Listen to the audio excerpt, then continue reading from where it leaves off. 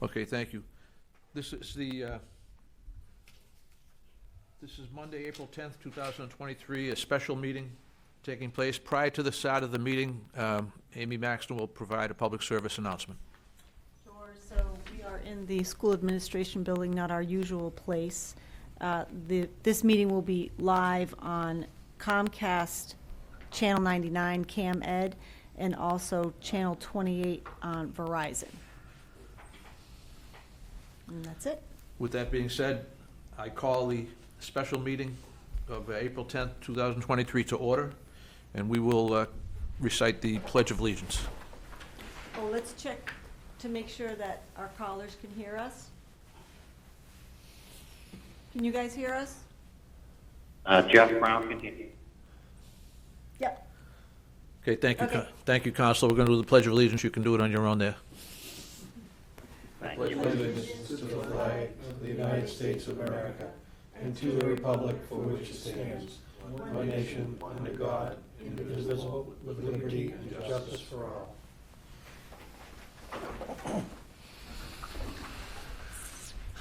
Okay, Amy, we have, I believe, an order. A draft, second amended order of conditions. And an order of speakers. I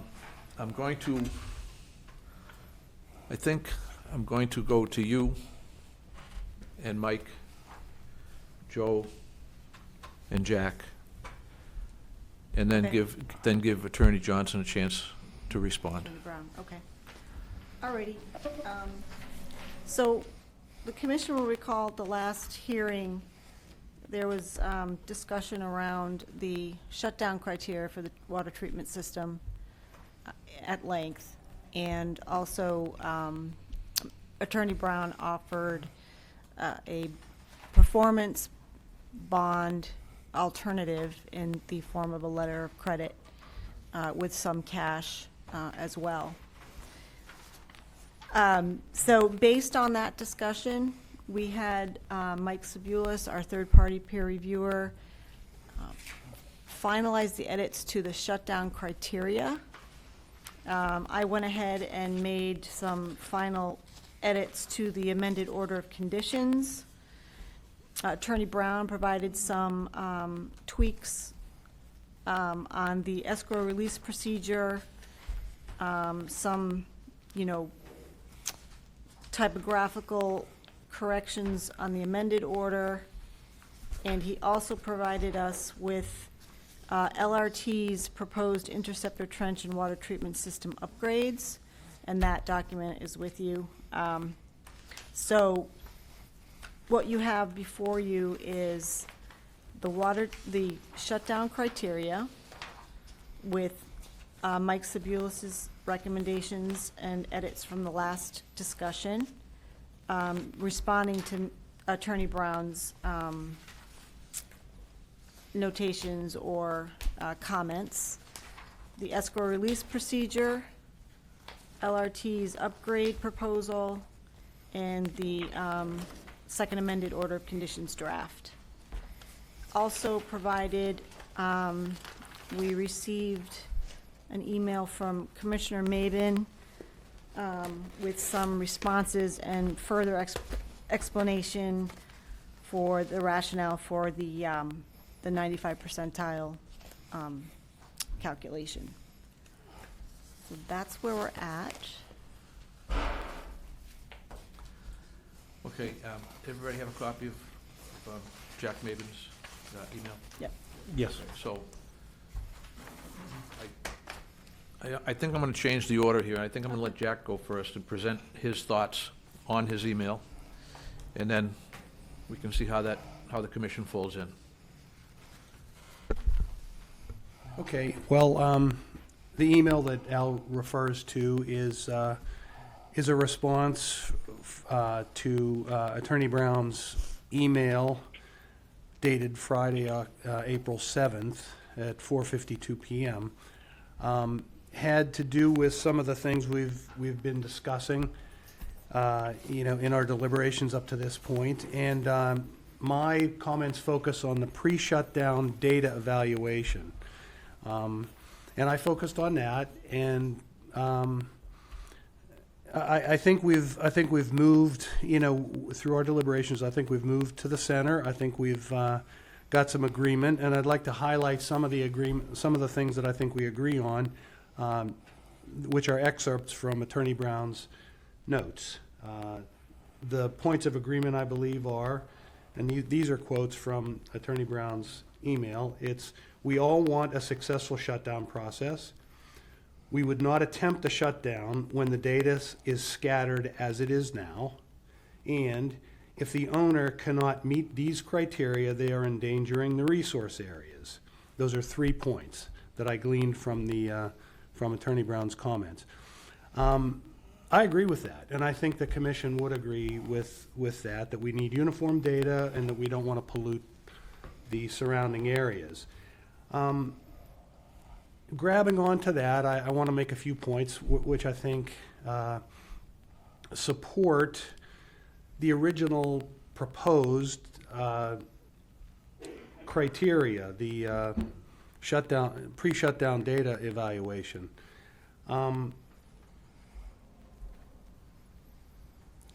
The data scatter has to be measured, documented, and be acceptable in order to evaluate our shutdown criteria with data and range values that we've identified, and leave those sit for now.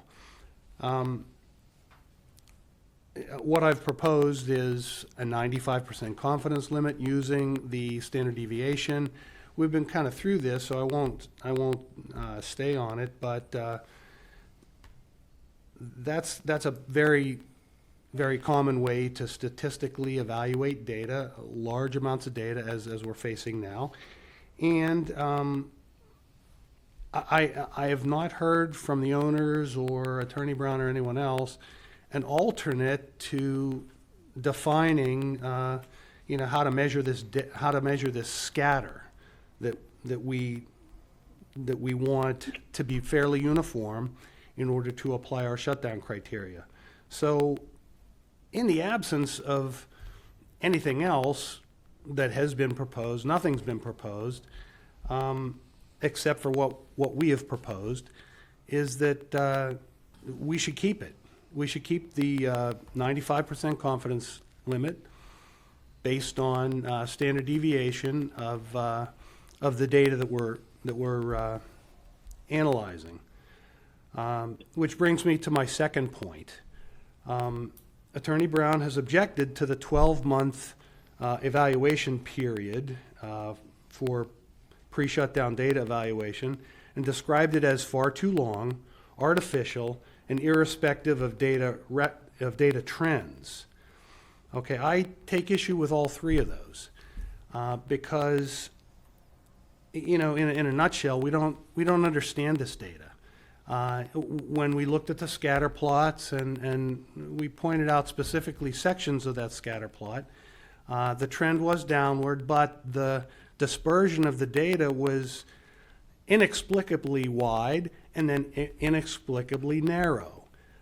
We tried to figure it out. Okay, is it wide in the springtime and narrow in the summertime? It wasn't showing any patterns like that would make logical sense to us or anyone else looking at it. So I think we don't understand the data. We don't understand why it's doing what it's doing.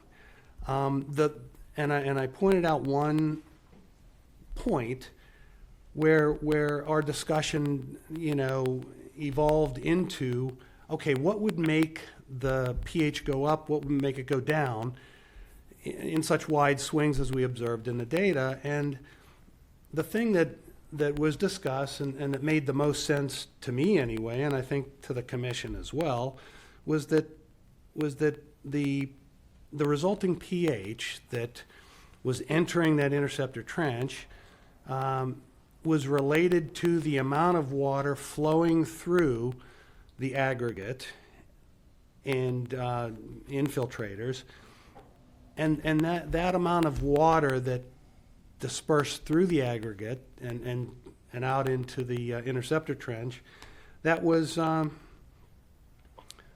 it was believed to be due to differences in water flows and weather conditions that would cause differences in water flows through that aggregate. So that's the best, and that's really just a hypothesis, to be honest with you.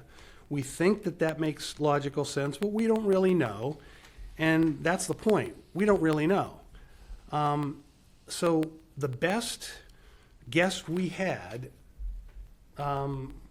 was based on water flow through the aggregate, based on seasonal changes in precipitation. And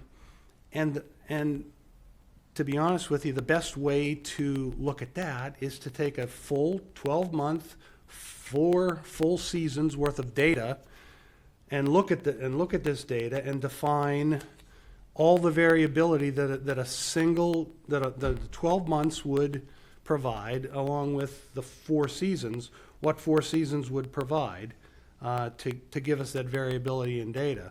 So the 12 months, as proposed, I think is not far too long, because it's a 12-month period that encompasses all 4 seasons that we have here in New England. It's not artificial, because it's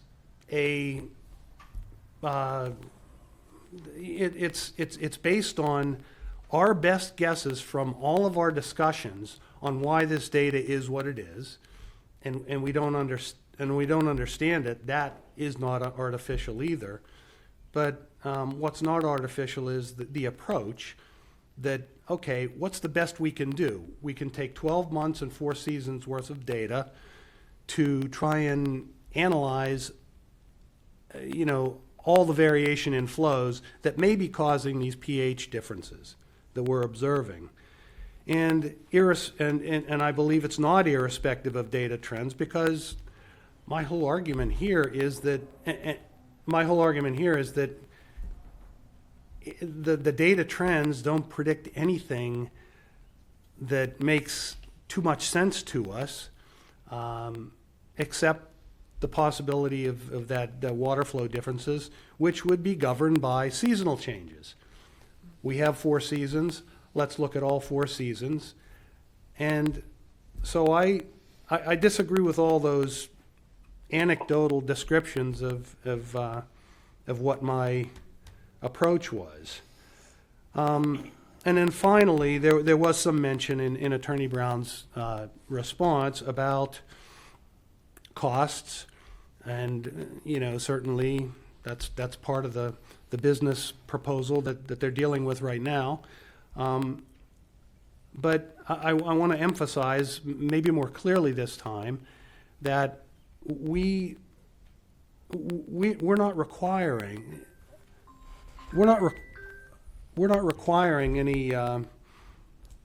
any additional data collection.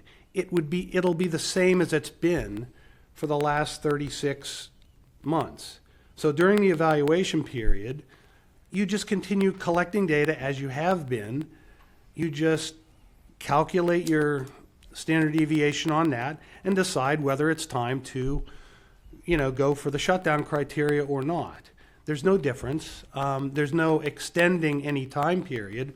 Once you have your data into a uniform position where you can, move forward according to the criteria, you start then.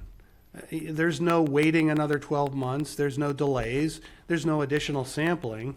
I'm not really sure I'm pretty sure there's no additional cost that we're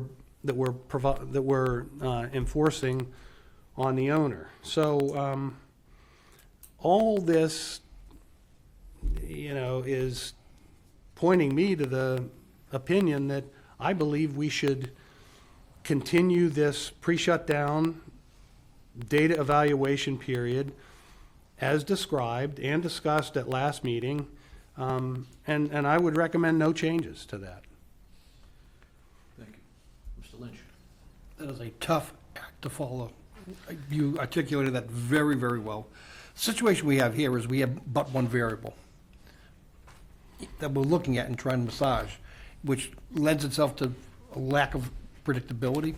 So if you had a correlation over the time that we've been through, relative to rainfall events, storm, amounts of precipitation within a window of time, groundwater elevations, there are other statistical analyses that probably could be employed, but we have no such other variables. Two or more variables, you least squared fit, come up with equations, help give you a better understanding of what you might see, but we don't have that. So Jack's position on the confidence interval approach for a single piece of data, single variable, is right on the money.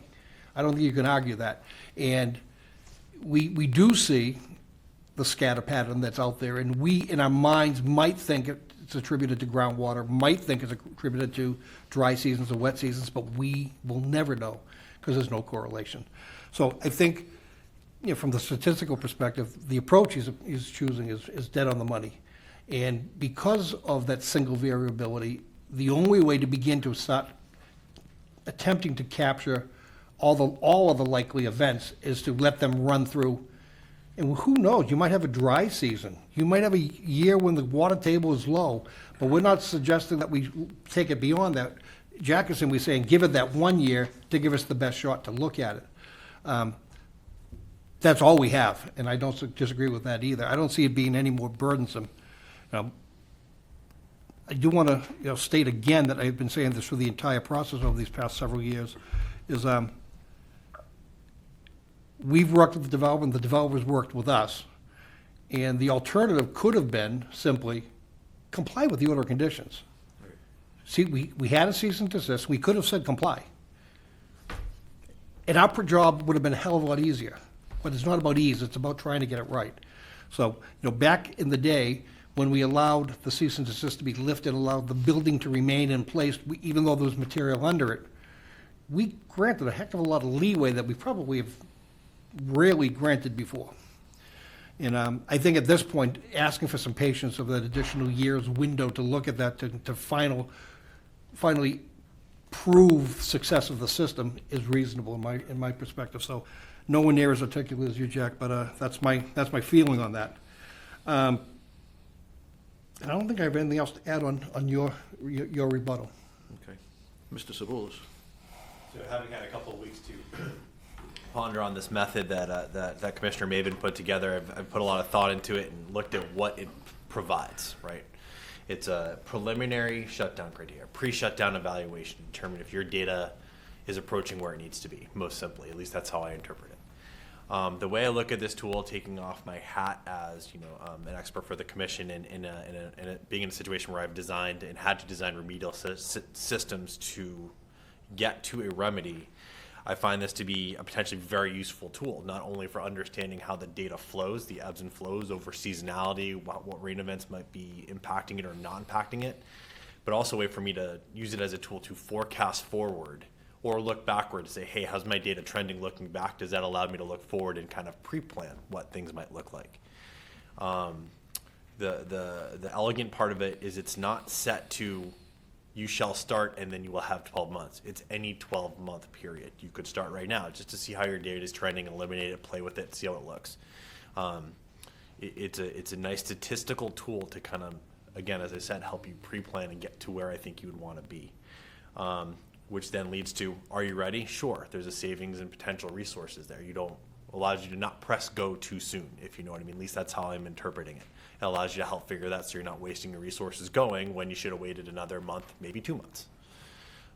Some forecasting there. And then, it's backed up by the real world challenge of the next metrics and the next item 2, which is testing the treatment system, groundwater seepage flow. I believe it's item 2 or 3, where you're actually then looking at your ranges, 6.5 to 9, with nothing average less than 8.3. Sorry, average of 8.3 or less, which then says you're not allowed, even on an individual unit, so kind of taking the statistics out of it, to make sure you never have water that's moving to a resource area.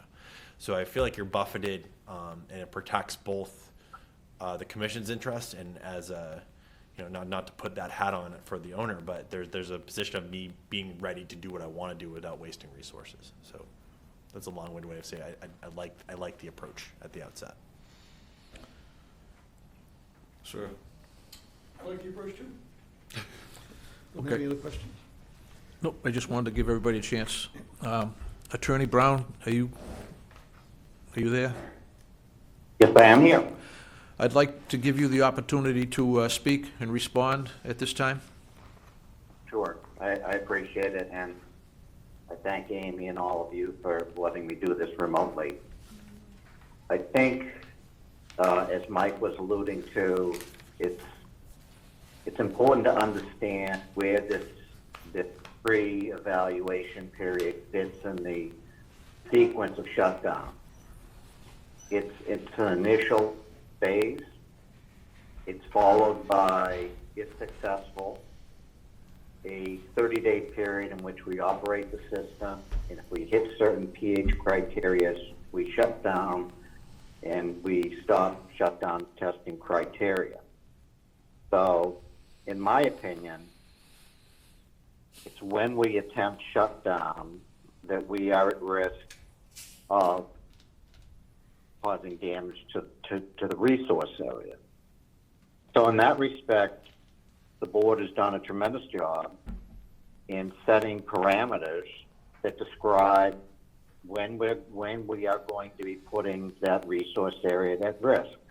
If we are below 6.5 or above 9.0, you know, there are site walks, there's all kinds of monitoring. That's the true test of when are we crossing the line into jeopardizing the resource area. So to me, that's your goal, and while we're on opposite sides of the table, we've all been at this a long time, it's our goal as well. So I have no objection to the goal at all. I have no objection to protecting the resource area. My objection is, you know, Commissioner Nabon said several times, we just don't know, we just don't know, we just don't know. So instead of, you know, you don't know, we don't know. Nobody knows. As I said, and Mr. Nabon quoted correctly, at this point the data is scattered. So obviously we're going to be listening to John Henry and the folks at LRT. They're going to be talking to us and analyzing that data over a period of time until it fits into a reasonable risk that we're going to achieve that range, an average of 8.3 with no test below 6.5 and above 9.0. That's going to be our analysis. And Mr. Nabon also said he doesn't see this 12-month period as adding cost. I fully agree 100%. My reference to cost is when we go into shutdown criteria, for all intents and purposes, we're quadrupling cost. We have Mike Savul, we have Paul McManus out there 4 times a month instead of once. We have LRT out there more frequently. We have daily readings of pHs. We're putting probes into interceptor trenches where we now have a probe in the influent tank. So the financial risk is on us if we start too early. So in my thinking, it's our job as the owner to assess the data as to when we feel we're not going to injure, we're not going to cause harm to the resource area, and we're not going to foolishly spend extra money when we're not going to make the standards under the shutdown criteria. So that's what I meant when I said it's somewhat artificial in that everyone agrees we don't know. But we've created a 12-month period out of just a generalized thought. I think you've all worked real hard on it. I appreciate the work. But in my opinion, you're creating a review process that is the owner's review process. It's our job to analyze that data, determine when we want to take the risk and when we want to spend that money. I think it's artificial in that you may be able to see very, very tight trends on pH data. Say we're hitting that 6.5 to 9.0 consistently for a 6-month period. And so now we feel comfortable that we are ready to attempt shutdown. But now we can't, because you all artificially increased that period of analyzation to 12 months, because you just feel like 12 months is a reasonable period of time.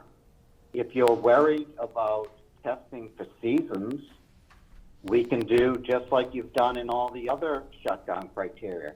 Require, 2 or 3 wet conditions and 2 or 3 dry conditions. Their definition in and of itself is going to define whether it's winter, fall, spring, or summer, because those are the natural conditions you're going to see during that period. So our objection to this is really, you're trying to step into our shoes when the analysis itself really doesn't have a function of protecting the wetland resource. It's just an analysis. The protection of the resource comes when we attempt shutdown criteria. So, and we believe it in a sense to be a little bit overreaching, although well-intended. I said that in my email, absolutely well-intended.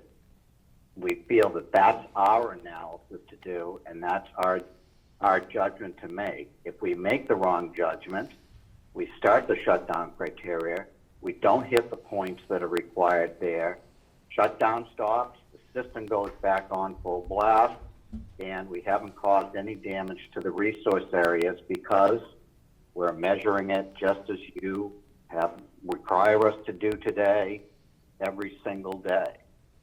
And again, the cost of that test run is entirely on us and 4 times the cost of current operations. So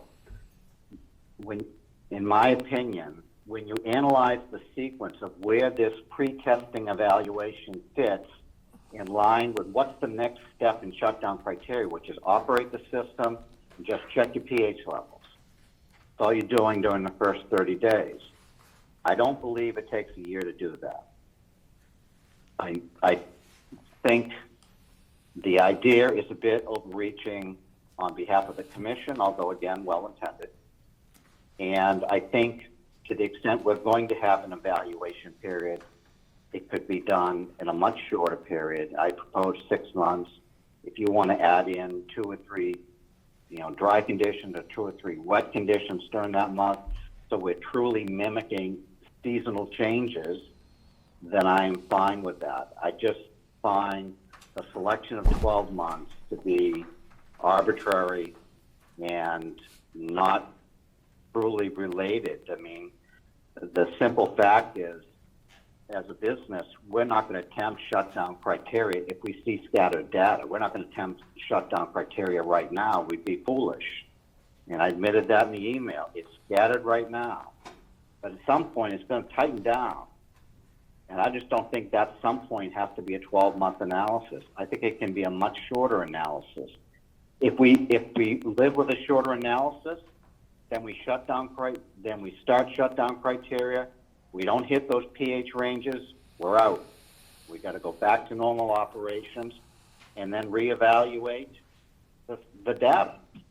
So we've created no risk by starting earlier than this 12-month period, because we're fitting exactly within the risk parameters that you all have described. So that's my position. That's why I don't agree with it, because it's a bit of you jumping into our operational analysis, and there's no magic to the 12 months if you add in required wet and dry season, to my opinion. And from a logic standpoint, no business person is going to try, when they see scattered data, they're not comfortable with where the ranges are landing, but it's just too damn expensive. So that's why I object to that provision, and I appreciate the time to talk. I really appreciate the time that Mr. Navon and all of you have put into coming up with this. It looked like an extraordinary effort, and I'm sure a lot of thought went into it, and it's well intended. I just think it's too long. Okay, Attorney, thank you for your opinion on that. Thank you. Is there anybody have anything new to offer with respect to this discussion right now? Any new information? I just have a question for Attorney Brown. What criteria are the owners going to use to decide whether it is appropriate, or whether they want to move forward with the 30-day and 60-day shutdown periods? What is going to sway you to do that? It's simple. It's right in your next paragraph. You're prescribing a range of 6.5 to 9. That's your prescribed range.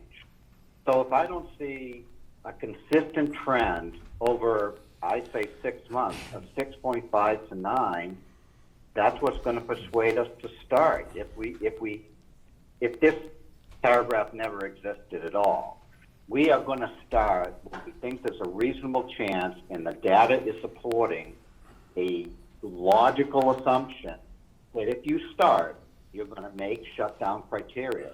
Because as I said, shutdown criteria is quadrupling our operating costs because of the additional protections you all put in there. So that's the data we're going to be looking at. We're going to be doing the same thing that you are prescribing here. We're just doing it out of just a business sense and just a logic sense. Obviously, we wouldn't start tomorrow with the scattered nature of data. We're looking to fit that range. Yeah, it sounds like you are looking for a consistent compliance in terms of pH values. I really don't know what that means. I do know that the 95% confidence interval based on standard deviation does identify a confident range where you can move forward, that you will be within the proper limits.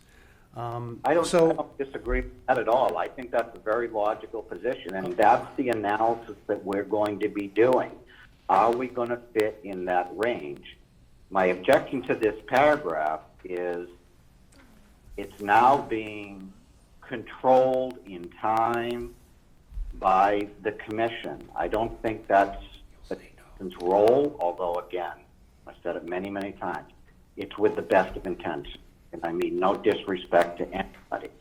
I think we should have the ability as owners to make the analysis, listen to our experts, John Henry, who probably will be in touch with Mike Sipowicz, and say, hey, these are the readings. We're giving you the readings every month. You're going to know the same stuff as us. And then when we see a tightening trend, that we're hitting that mark month after month after month, it makes sense to try shutdown criteria. I just don't believe that month after month needs to be 12 months. I would like to also add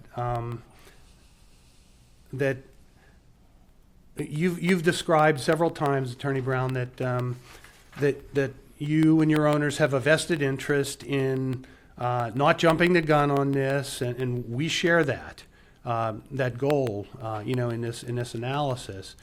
But what we haven't talked about very, very much at all is the Conservation Commission's vested interest to the town to make sure that, to make sure to the best extent practicable, we can prevent pollution from, going into resource areas and to the off-site areas that have been polluted in the past. Now, you had talked about the quadrupling of the costs during the shutdown criteria, the increase in sampling, and that's clear that you're going to have to do that, and it'll be worth it if you can shut down this system. But that's a 3-month period, okay? And again, when we saw the data, when we saw the scatter plot, you know, if you chose the right 3 months, you'd comply.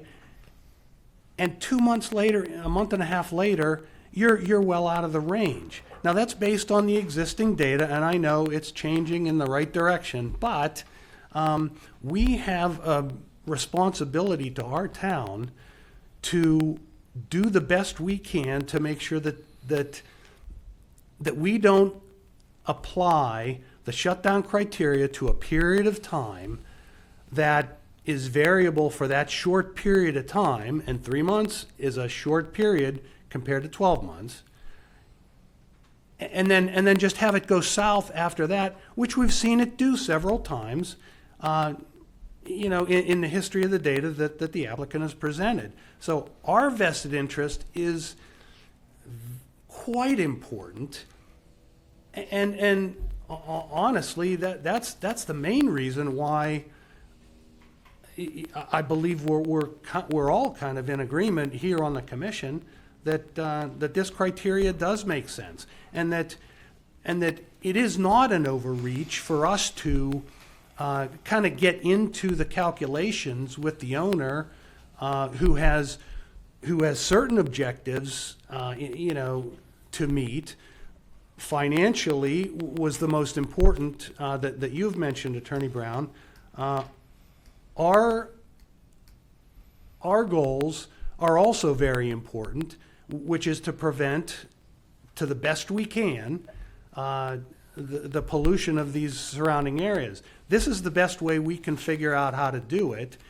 And, you know, honestly, there's the financial incentive for the owner to not jump the gun is very important, but, you know, recognize that the incentive for the owner is to minimize cost, and one way to do that would be to cherry pick a period of time where you're fairly uniform and go with it, and leave the town holding the bag later on when things go south. So I think this is the best way to approve it, or to approach this situation that frankly helps you with your objectives on financial exposure, helps us with our objectives on preventing pollution on the surrounding areas from this site. And I really don't see us going any less than 12 months on defining a good set of, a good operation where the data scatter is minimal enough that we can apply the range and average to the shutdown criteria. So I just wanted to add that. Well, I respect that, and my response is this. If we were to just get a lucky 3 months, or whatever period of time, and then attempt the shutdown criteria, you know, it's not just all about saving cash. You know, it's about truly a sense of protecting the environment. You know, I've spent too much time in front of you. Everyone wants to put the issues with the conservation behind them once and for all. I think we've shown a willingness to spend that, and I think that's enough said about that. But my point is, if we attempt shutdown, your concern is, you know, we may not have a regard, or we're not meeting your desire to protect the wetlands, the resource areas. And I'd say that's not true. In your shutdown criteria, if I have a single reading above 9.0, I'm done. I'm out. So you do have that protection. You know, we do have a way collectively of protecting those wetland resources, even if we've gone prematurely. Because once we hit a reading above 9.0, our shutdown process is done. And we have to go reevaluate, come back, take another 30-day period, and do it again. So there is a mechanism within that to protect the resource area, whether it's during the operation of the system, I can't have a single reading above 9.0, or it's when the system is shut down, I have the same criteria that I can't have a reading above 9.0 in the interceptor trenches when we're just measuring interceptor trenches, not the functioning groundwater dewatering system. So there is a mutual desire to protect the resource areas. This isn't all about expense. I only raised the issue of expense because it makes no sense to try this in a sense that it's too expensive if you're not going to achieve your final result. That's just a component of analysis. And so I do believe there are plenty of protections. We respect them to protect the wetland resources. I just don't feel it needs to be a 12-month analysis. I think we both said our piece on that. Okay. Mr. McDonough? It's funny, every time I hear the term shutdown analysis, it reminds me of the China Syndrome. Remember that movie back from the 80s? Where, so it's not the China Syndrome, but it does remind me of it a little bit. But I just, I've heard the word arbitrary come up a number of times when referring to the 12-month period. And, in administrative hearings, that word has a lot of meaning, especially with appeals. And there's nothing arbitrary about 12 months. You can add in a dry period 2 dry days, 5 wet days, however, but you can't mimic seasons. You can't mimic, a lot of water over a certain amount of time and then dry spells. So I don't think 12 months is arbitrary at all. If we had 3 seasons, it would be for 3 seasons. If we had 2, it would be for 2. If we only had 1, then we could do it for 1 season. But we do have 4, and they all bring different stuff. And so that 12-month period is certainly not arbitrary. It's extremely reasonable, I think, from my position. Okay, I feel that area has been discussed. As far as we can take that. The final open subject that we have to deliberate on when we close is the bond, the performance bond. I think that, I don't know who has the information on it. Amy, do you have information, or should we just put it out there and say what we want? Well, we can let Jeff just kind of update us quickly on what has changed So- since the last hearing. Attorney Brown, if you have a proposal on the bond, we'd like to hear that now, if you want. As we all know, the bond is structured in two components, a cash component and a surety component. And that's how it's drafted, and that's how I looked at it, and that's how I tried to reason it into a non-arbitrary, Commissioner McDonough's setting of the bond. So I looked at it this way. Our operating expense is $43,000 a year and some change. So right now we are on according to John Henry, a projected timeline of about 3.5 years to shut down. 3.5 years at $43,000 a year, $151,000. So I started by looking at that and saying, that may be true. It may or may not be 3 years. And I think I've been in the construction business a long time, all escrow 1.5 times whatever the value of escrow for. So I took a different look at it and said, and worked with my clients to make the following proposal. The commission or town treasurer is currently holding an original $30,000 that was pledged to complete the project. So that would be released, I assume, under a certificate of compliance. We will not seek the return of that $30,000. Rather leave it with the commission or the treasurer, whoever this works out.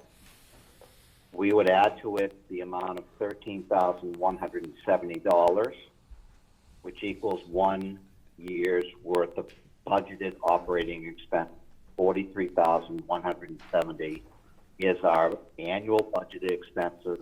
Provided that budget to Amy. I'm sure it's in the materials that you have. So then I looked at, well, we've got to anticipate the worst. So I went back and worked with my team and their favorable relationship with Bank of America. And Bank of America is willing to issue to the commission, the treasurer, however it works out. And I left a 60-day period there for us to kind of figure this process out. I assume town council may need to be involved. I'm quite sure. But anyways, I created a 60-day period to work on all the, dotting of the I's and crossing of the T's for this letter of credit process. But a letter of credit is guaranteed by Bank of America that they will pay you. The letter of credit is held by the town, and it has nothing to do with Cal. This is a letter of credit from Bank of America that, under the escrow release procedure, if we do not respond as supposed to, is spelled out there, which are primarily using Mike Zaboulis's trigger events.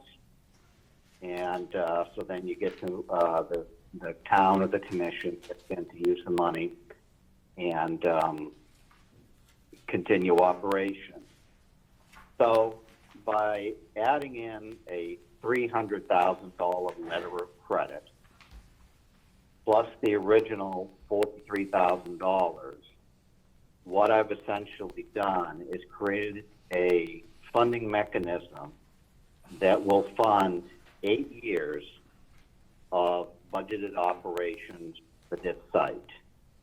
And again, we're projected at 3.5 years, so I've doubled our protection, or doubled our estimated time, and then some, and that's how I arrived at the figure. So it would be $300,000 in the form of a letter of credit to be worked out with the town treasurer, town council, Amy, whoever needs to be involved, and then there would be the cash component. In our escrow release procedure, there's a specific mechanism based on Mike Zaboulis's triggering events. We don't react within a certain period of time. The time periods are shorter if we're creating environmental emergencies like bricked out,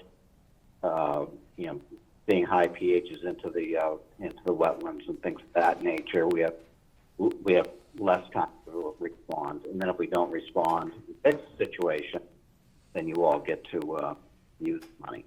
So that's how I came up with it. It ends up to be 8 years of budgeted expenses, more than 2 times the estimated time to shut down based on the calculations by LRT. So if I followed you correctly, you're talking about a $300,000 line of credit, and you're talking about adding to the cash to give a total of $43,170. Is that correct? That's correct, yes. Okay. I want you to. I just want to give you some quick thoughts. I promise I'll be quick. I promise everybody this would not be a protracted meeting. What concerns me, and what has concerned me since this began, is that the unknowns are the things that worry me as a commissioner and as a resident of town. The unknowns are, starting from the very beginning, when the RCA was delivered to the site and applied, we really don't know what's in there. We were told it's RCA. We were never told its point of origin. We were never given a sampling or an analysis of it. We don't know where it came from. We were never told it was coming there. The excavation of all the good, clean soil from the site took place when the stormwater system changed. For all we know, unintentionally, that could be a good sampling of hazmat in that RCA.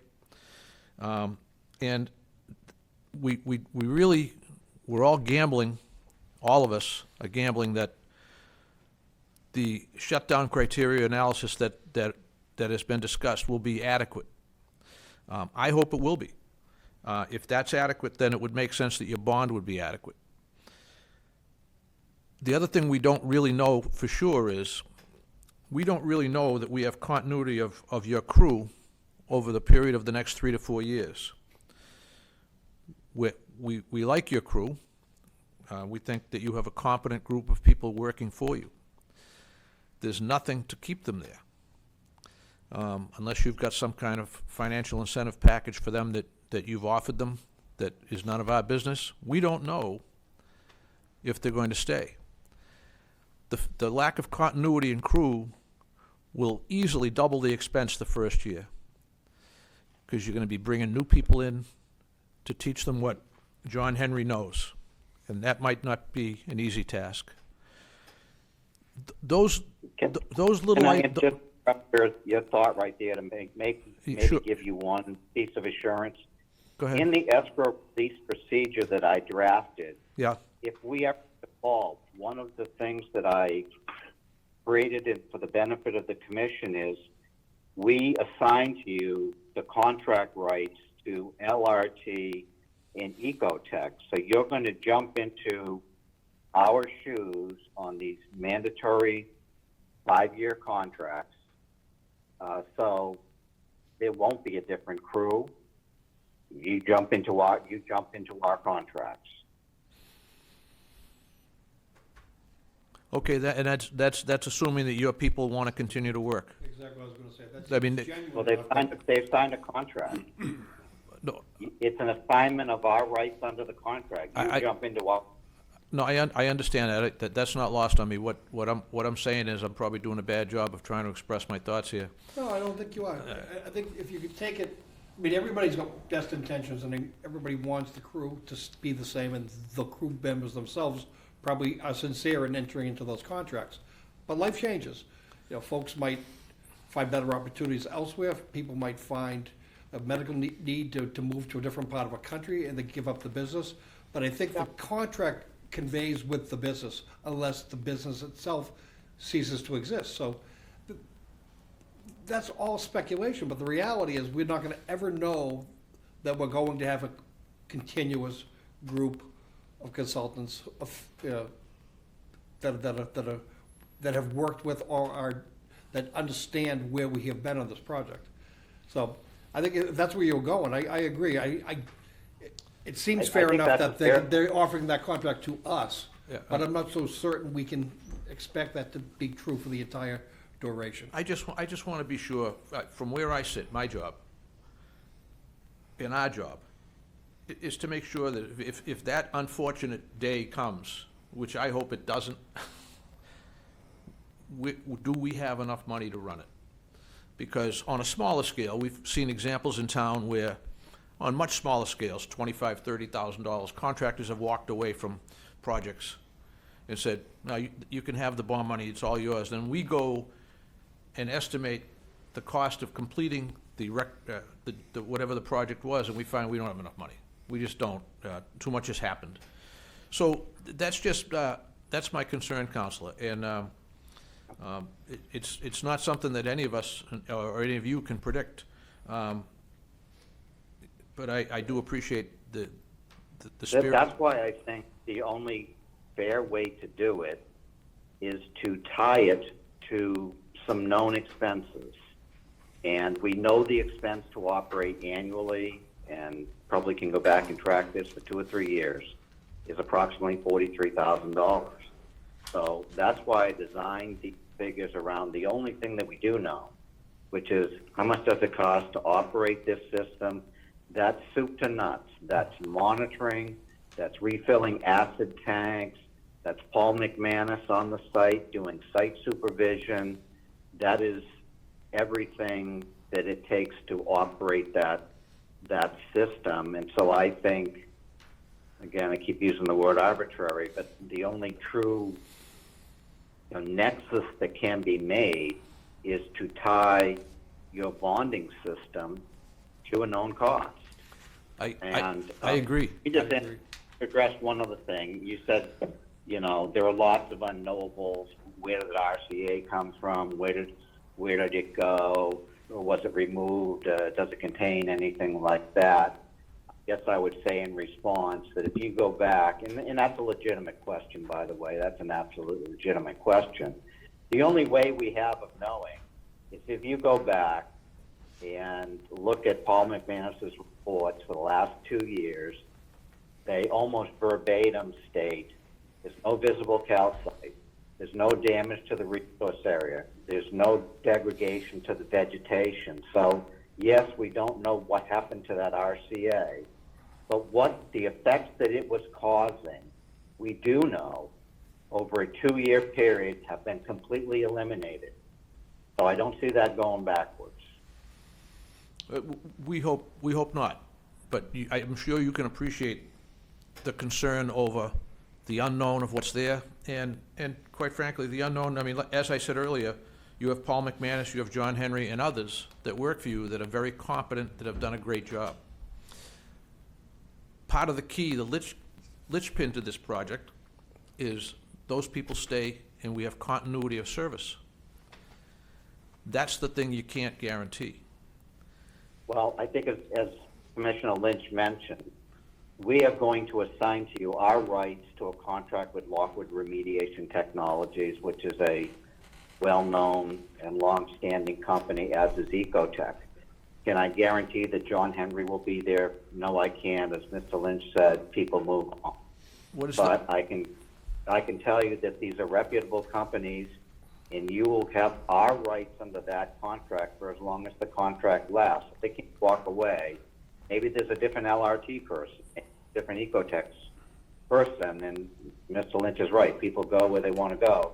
Unless those companies fail, which in this economy I doubt they're going to, you have every right that we have under it to have them perform the daily tasks that they perform right now. What is the term of the contract you have right now?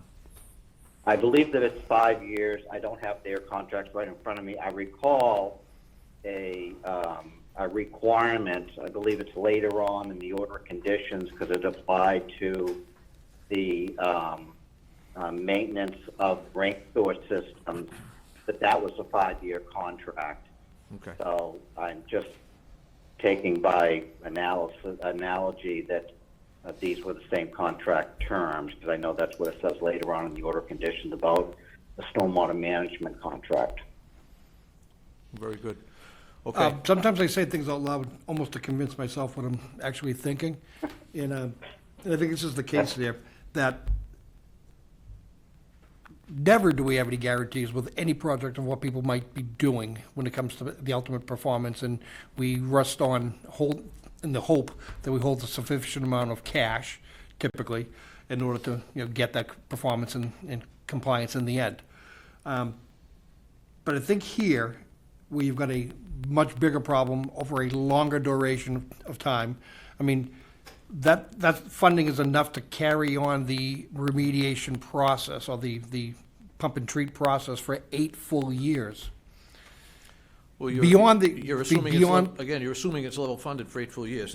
Right now, today, as we sit, it's 43,170. Is it going to be 43,170 in 2 years? Well, I think I heard it's going to be 43,570 for the next 5 years. Is that years. correct? So that's Attorney why I Brown? asked. No, that's our total operating budget. So that includes purchasing acid, equipment, monitoring. Monitoring is just one component of that. That's not what our annual contract with LRT is. That's everything we do with the site, from, again, purchasing the necessary chemicals that go into treatment, to hiring Paul McManus, to hiring John Henry and LRT. So, Yeah, but to Al's point, just take chemicals all by themselves. I mean, in the sewage treatment environment, Well, we've seen our contracts, binding written contracts based on bids for chemicals, increase by 70% in 1 year. So, to Al's point is, and again, that's probably a small component of the overall cost, but, let me complete my thought, that I'm thinking that if we've got something on the order of 8 years, maybe it's 6, maybe it's 7, but something way beyond the projected trend of 3 years, that we're gonna get there, that we have that cash amount on hand to handle the 1-year expense. And we always will have that until we issue compliance. And that in the event that something goes awry, we still have the letter of credit to fall back on. So I think, given the structure of the issue we're dealing with and this type of time period, I think a mix of letter of credit or surety versus cash makes sense. Rare. You'll never probably hear me say that again in this commission, because we do always want cash, but I think the amounts in the forms of those amounts are approximating something that's reasonable in my mind, at least the approach is for sure. Whether the amount is or not, I guess we can debate. But I think he's going in the right direction. I'm sorry, This is a Counselor, I letter of didn't hear. credit- The letter of credit from Bank of America. Yes, So if LaSalle goes out of business tomorrow, this is Bank of America's guarantee to you, not LaSalle's, not connected to LaSalle, how Bank of America faces LaSalle is Bank of America's business, not yours. So, ownership could change. I don't know. But this is why I took LaSalle out of the equation and made the letter of credit come directly from Bank of America, obviously one of the premier big banks that there is. no, let me just state for the record, I don't object to the line of credit as proposed at 300,000. I don't object to that. What I'm wrestling with is the cash on hand. The 43,170 is a tight fit for 1 year. So that's where I'm struggling. I'm not saying I object to that either. I'm just saying I need to get more comfort with it. Yeah. It's You have 2 times the expected lifespan of this system in money value. So even if the budget were to, as Mr. Lynch said, change, you have excess. The other thing that I would point out, we expect the budget to go down because of what we've committed to. One, we're putting in a 360-gallon acid tank. Before we had a 50-gallon tank. So we had LRT at the site every week filling up acid. Now with a 360-gallon tank, they're not going to be there that often. We're not going to be buying acid that often. You've allowed us to reduce Paul McManus's site visits from every other week to once a month. Gotcha. The reduction in acid transfers is going to reduce LRT site visits dramatically. So we see that budget, except for the cost of chemicals, really going down. But I would be a fool to say I don't think anyone really knows. That's just our logic. Okay, thank you. I'm gonna see if any of the other commissioners have any questions or concerns with respect to the bond. None here? And Mr. McDonough answers in the negative. Mr. Lynch, No issues. Mr. Maben, No, I have no issues. Amy, any questions, opinions, or concerns with respect to the bond as proposed, as offered? No, I mean, I think the letter of credit is a creative solution. Okay. All right, Mr. Sabulis? Think of any further comments this time? One thought for the commission, going back, not to belabor it, is kind of hearing Attorney Brown's considerations of data evaluation when it comes to the perspective of what they're going to do. It mirrors a lot of what the LSP system's designed to do in Massachusetts, which is you have your experts that are evaluating the data, then providing a recommendation to move forward.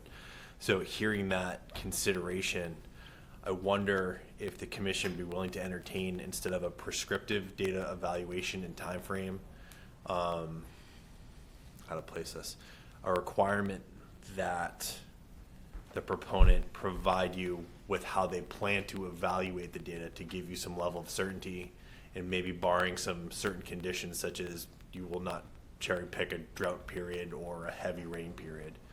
Would that be something? It might allow some flexibility, plus also potentially give the commission some give some confidence in the data that's being used to evaluate it, but leaves that decision on how they're going to evaluate and provide comment to them. I don't know, just something for consideration. To the Well, commission. something that something that we would have to condition. We're going to be, the fact-finding is going to end tonight. There'll be no more fact-finding after this meeting. So.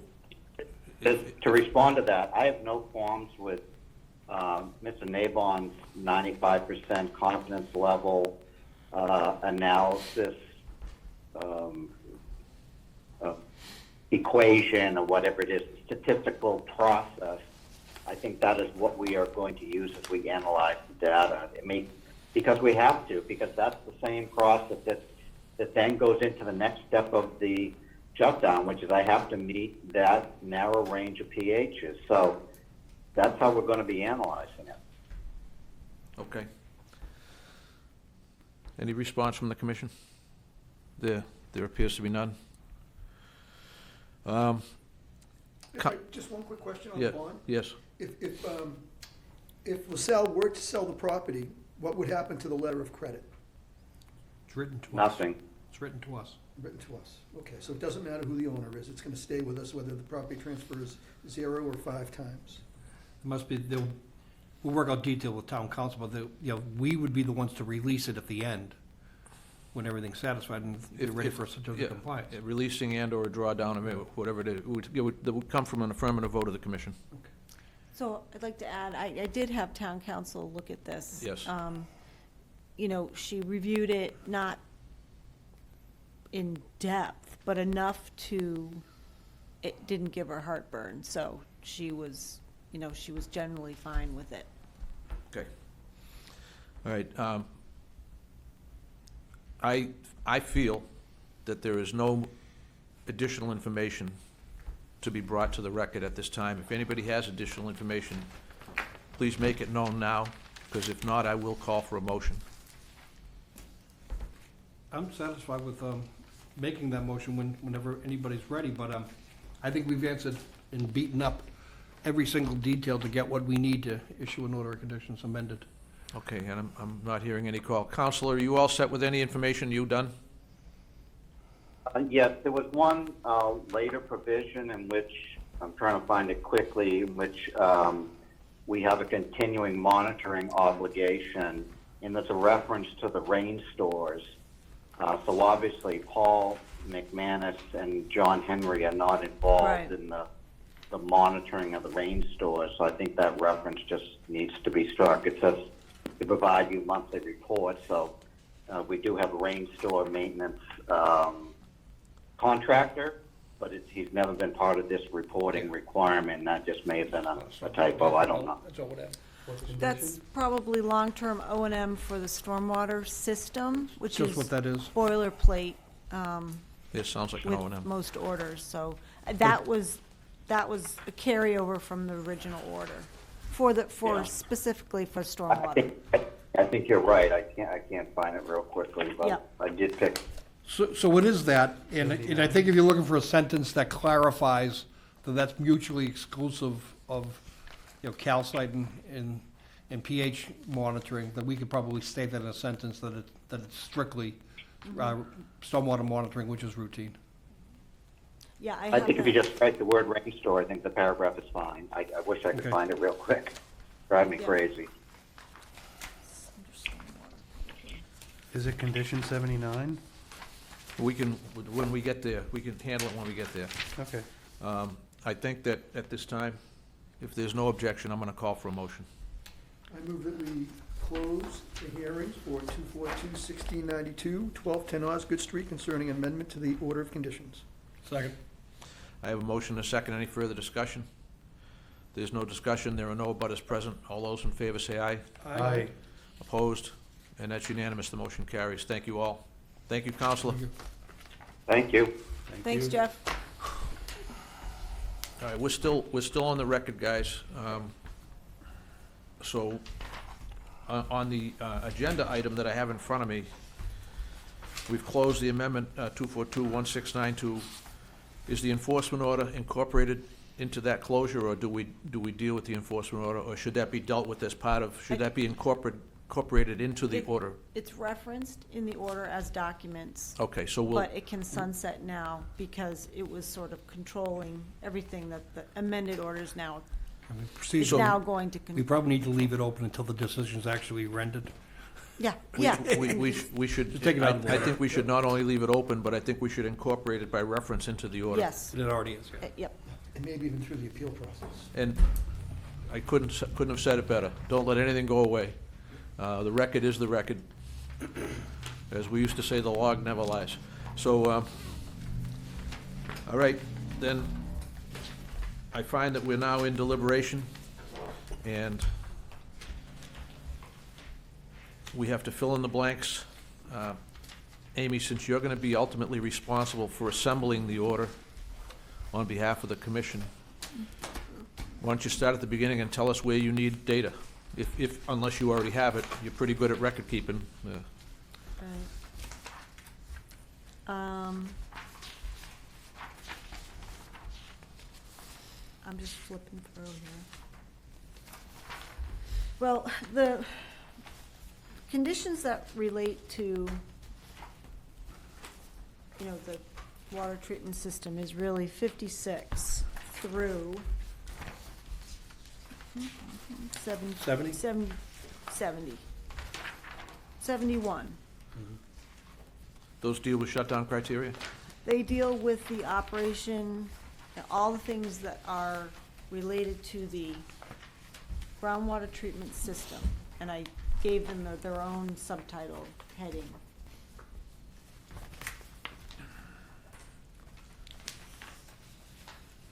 So the first 56 speaks to the cash money, the cash monies, that we have existing 30,000 from the original order. They're offering up an additional 13,170 for a one-year total budget operation. So that they're gonna beef up, so the cash on hand should be 43,170 by agreement. That's what they're offering to do. I heard no objections to that number from anybody on the commission. So cash of 43,170, and then the line of credit of 300,000. Right. So if you figure a 7% increase over, next year over this year, it makes it 43,328. I propose we make it 45,000. 43,170 just doesn't make any sense. $45,000. I have no objection to 45,000 to factor in inflation. For 1 year. For 1 year, well, that's the cash, that's the total cash on hand, the rest is gonna be line of credit. So, understood, that was part of where I was going to, and I think that, the applicant's position is that the number would go down because they're buying acid less frequently. But everything else on earth has gone up 7 to 10%, so, Things break.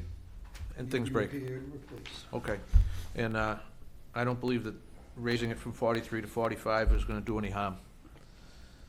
I don't think it's arbitrary. It's all capricious. Any objections to that? I based it on basically just CPI, and even at that, it's anybody's guess where it's gonna be, Okay. but I'm basing it on something. Right, so Amy, 45,000. on the All right. cash. yeah. Yep, so the existing 30 plus another 15,000 to add to that. Okay. And so 57 talks about the $300,000 letter of credit with the appurtenant escrow release agreement or process, procedure.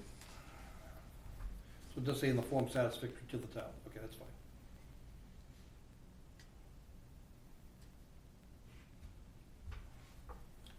So does that say that if the line of credit in town council and the cash through this after 60 days are unable to reach an agreement, they're in violation of the order? They are, right? Because we give them 60 days to strike that deal. Right. I'm not sure what else we're gonna get. So what are you saying? Well, you said the first pass, quick review, she didn't have any particular issue, but Yeah, she can get the form and content, something acceptable that, protects us, that Right. guarantees it comes to us, and, Right. all right, so I think that, I think that, the form satisfactory, I think just is the cover-all phrase.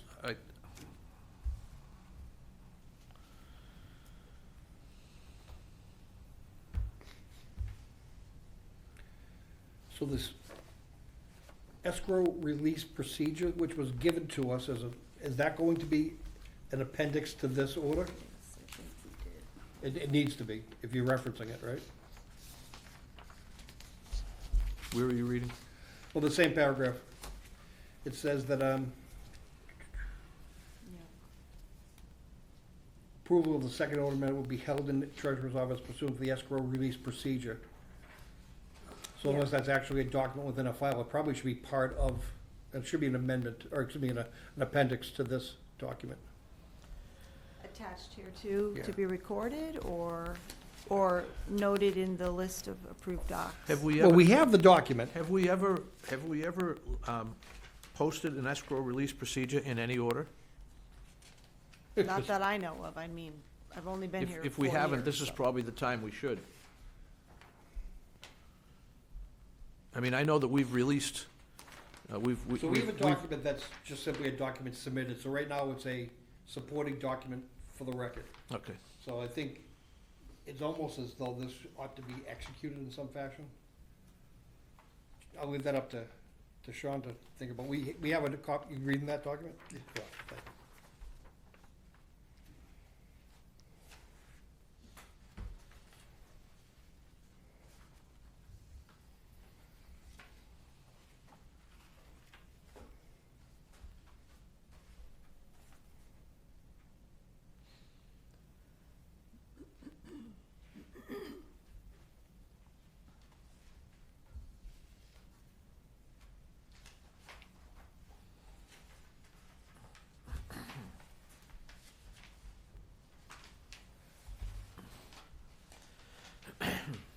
Unless I'm missing something, what I like about this, it almost identifies the way you could start seizing money and taking actions without actually having to go through a bond seizure process. Right. It actually lays it right It's out like for us. automatic. who drafted this? Mr. Brown, Right. Attorney Brown. The procedure? Yep. We should make that part of our boilerplate. That's a nice, that's a good document. Something like this to our boilerplate. I mean, Obviously, letters of credit and those types of references go away. it but- would complement money equals compliance. So list it as an approved doc and record with the amended order? Probably It should makes be sense. part of, Yep. it should be part of a,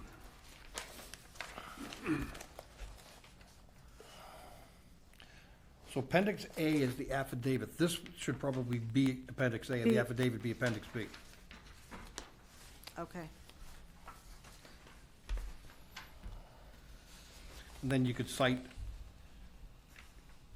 appendix A will be, Okay. is annexed herein and is Got it. part of the order of condition. Yep.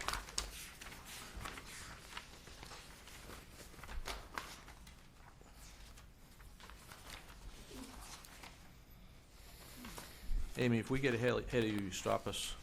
If No, we get no, it's ahead all of right. you, No, I because got we it. tend to, Thank you. we tend to race on. Okay. Nope, got it. So we were on paragraph 56? Or have we gone That was past that? 57. We're at 57 now? That 57? was 57. 57 was the new document. Yes? Yep. Yes. The, yep. Yes, yes, okay. So there was a sentence you wanted, Joe, and was it in 57, referring to Appendix A? Yes. Okay. Okay. So the very first sentence was, as additional performance ready to be held by North Andover Treasurer pursuant to terms of escrow release procedure, found as appendix A to this order, amended Okay. order conditions. All right. There's the reference right there. And that's gonna be appendix A.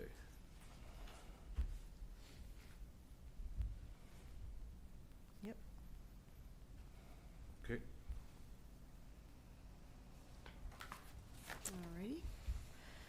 Alrighty. 58 speaks to an initial payment of, I suggested 10,000 because we've already pretty much chewed up the recent 5,000 that we just got. So a 10,000 deposit to us for 53G to fund Mike's services. Agreed? And then from then on, additional funds in 5,000 increments, $5,000 increments. I don't think Jeff had a problem with that either, so.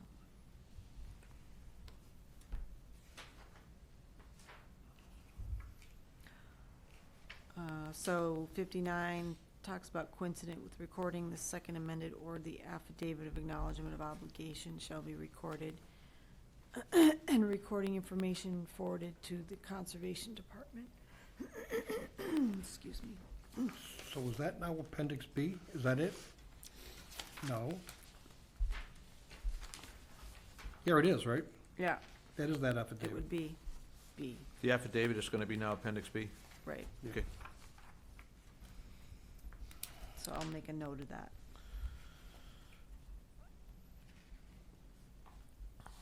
Also, please, if you can make a note of Appendix A becoming part of I got it. the boilerplate. Oh, yeah, okay. That can help every order we write, I think. Can't hurt. Yeah. I mean, I personally don't really know what the true process of seizing a bond entails. We have to read it in a little more detail. I mean, this was specific to certain trigger events Yeah, yeah. not happening Right. in order to be able to do it. The reality is, we typically will do it, maybe one partial release and then the final at the end. I'm not sure we want to stop mapping out schedules when we start handing money back. No, we don't. No. No, we don't. But the automatic part of it is what appeals to you, right? Sort of a more straightforward, It's almost like an agreement. yeah, gotcha. Okay, So the next paragraph says the owners, but up front, we probably refer to them as the applicants. But in that this order survives the heirs and the signs. yeah, I want to make sure that that word owner is consistent. okay. The owner, that should stay in there, though. I want to see what we say up front. I mean, it probably does, but we may, I think we typically use the term applicant. Because Yeah. but the current owner is not the applicant. So then we probably want to say up front owner and instead of applicant. Because they've made it clear to us that the current owner is new, not the applicant. Right, but in the preamble, somewhere up front, we probably say, we probably, In 22, we say the term applicant is used in this order shall refer to the owner, any successor in interest or successor in control of the property referenced in the notice of intent supporting so documents. that is consistent. All right, that's fine.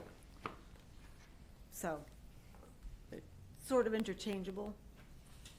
I just want to make sure it was consistent. Yeah. And it is. Okay, It definitely so at is. least What do you defines think it there, Counselor? Is from that the get-go. satisfactory? I think as long as you have paragraph 22 that describes the applicant as being the owner, it's the owner. But when you have but if you have a order of conditions and the applicant is Joe and the owner is Larry, well, now you've got some ambiguity there. So we don't On want this him. particular project, we didn't know who the owner was, remember? We were Right. two separate parties. Yep. So you want to, I mean, and this just might muddy it even more, you can say applicant and/or owner, just to, you might want to use that in certain ways to cover everybody, make everybody I responsible. think you gotta make it as clear as mud. Yeah. And I don't remember, guys, the whole commercial mixed-use piece and the separate development entity, did they come in for a separate order of conditions? It was all lumped into this. Yeah, So that- does this obligate those other parties? Yeah, they're owners. It obligates everybody. We didn't We tied pass out- everything, we tied it all We together. didn't pass up one party versus another. We tied it all together. Yep. We did that about a year ago. Do you think it's helpful? That helps us get better compliance if we ever need someone on our side. The ones who feel aggrieved can join Yeah. us.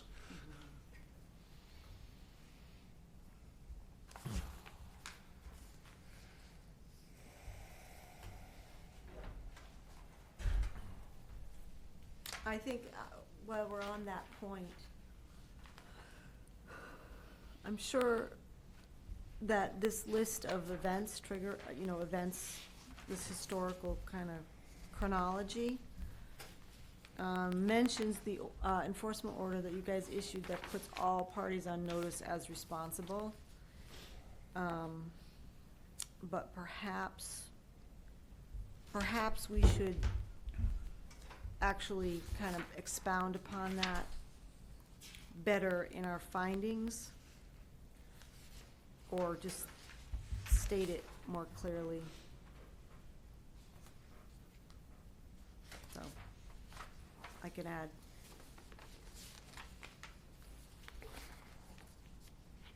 Amy, I'm still hung up on 60. So 60.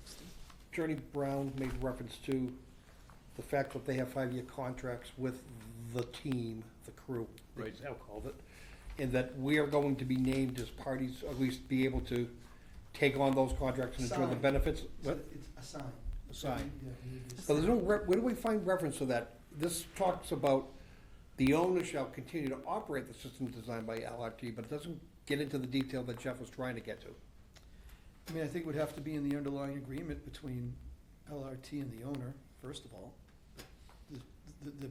The owner can assign the rights under this contract I to think others. he said that. He said they were signing the, He said it, but it's not I in think here. what Joe's saying is, where is this written? It's Not certainly not written. written in the order of conditions, and we don't have a copy of that contract. so I'm sure if we asked for it, we'd get it. I think Joe's saying is no, just because he said it Paragraph doesn't mean that 60 it happens. says, paragraph 60 says, "The owners of the mixed-use development shall continue to operate the system as designed by LRT, pursuant to the water treatment systems and interception trenches," so on and so forth. I think a sentence somewhere in there that says, "The contracts for these services shall be, may be assigned," shall or may, I'll let you work that, "to the town of North Andover in accordance By agreement, to secure the ongoing services services, yeah. of these contracts." Well, that was a direct question that was answered very directly. Well, we It could- was the answer, but it's not in here. Okay, so we could reference the escrow release procedure in this paragraph, in number 60. Contracts for these services as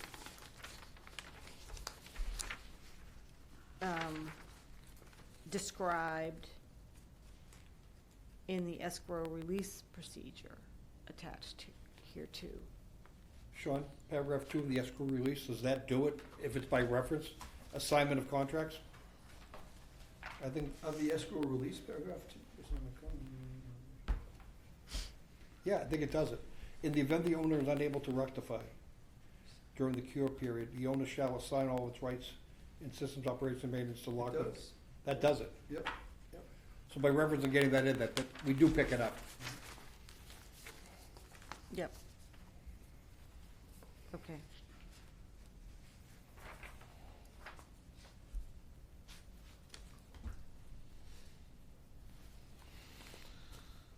So as much as everybody would like this to be boilerplate, this is really very specific. It is Yes, specific, yeah, this it is is, yeah. not- I yeah. just realized when I look at paragraph 4, it's not exactly, Right. but we could cherry pick Dumb it pieces. down. We could Yeah. take pieces out of it and, Yep. yeah, paragraph 4 is specific. Yep. Well, So condition 66 is where Jeff was starting to trip up what separates this pump and treat system versus all other stormwater. So 66 is a range store, units shall be inspected annually, but I think we say that under the stormwater management conditions. Don't we? Or if we Well- don't, we probably should move that over. Okay. Yep. I just wanted to make sure we got it in there that they're actually looking for, presence of calcite or high pH.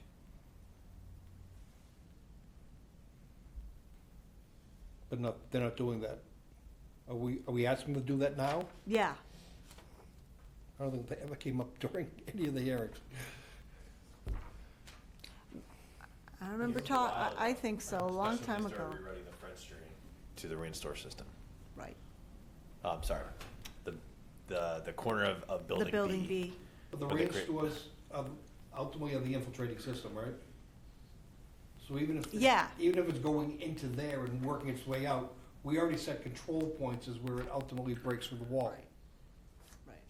Yeah, it very well might be polluted in high pH in the rain stores, but as long as they're properly handling it, and it's not getting out through the wall, then Or if it is, it's being now captured by the treatment Right. system. Trench, right. it's not being? It will be. It will be, yeah. Yes, correct. So I guess, I know there was discussion about how would calcite impact the function of the rain stores. I know that was. Clog it. Yeah, Clog it, crystallizing, or, you know what I mean? So, take calcite out of the picture. Annually, at least once annually, all of your subsurface infiltrating systems must be inspected. Typical O and M Yep. plan. Yep, You're going to open up your inspection ports, and you're going to do all of those things necessary to prove that it's functioning. right. If you find there's a calcite problem that's cementing the bottom and it's not infiltrating, it gets reported as a stormwater refraction, not pH. Right, So that's why, Okay, so that's what I think okay, he's taking exception to, is it really is Where part it of your isn't. regular ongoing O and M. got it. But it's not part of your remediation piece. Right, all right. So move that, move 66 to under stormwater management conditions.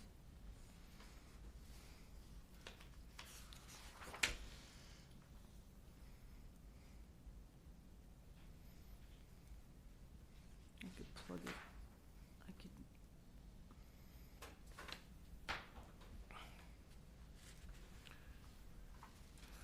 So we don't get into detail of what they're doing in O and M. We simply reference the fact that they have an O and M plan yes, that we've accepted. right, So we can put that in that section as in addition to the plan. Yeah. If you think it's appropriate, that's probably where it can I go. think so.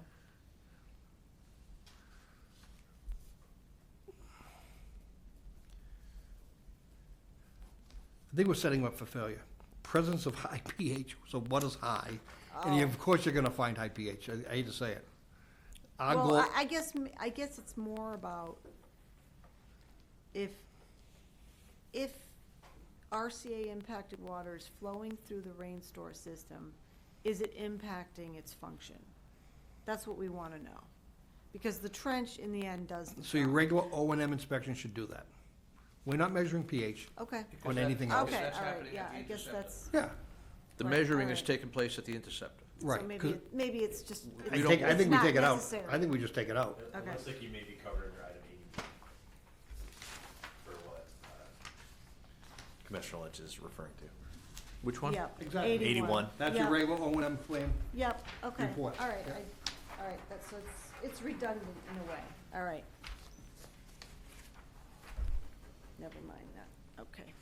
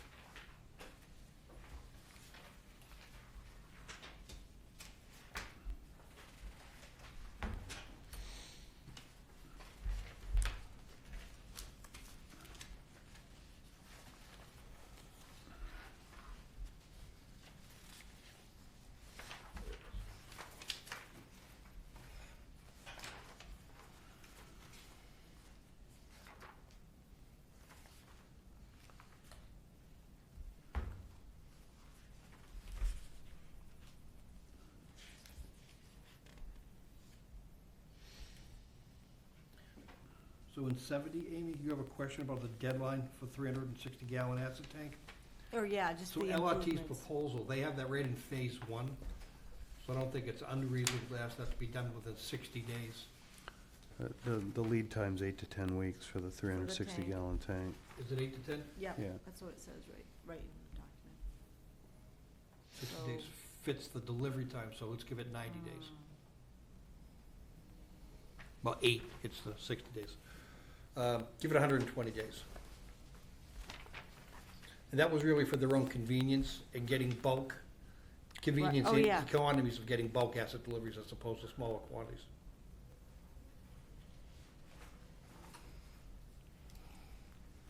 But also having capacity when we have really high, And we need to High probably say in events, that same 'cause paragraph that the because that gets existing deleted tank shall sometimes. remain in place until such time as the Oh, sure. 360 is to be installed. yep.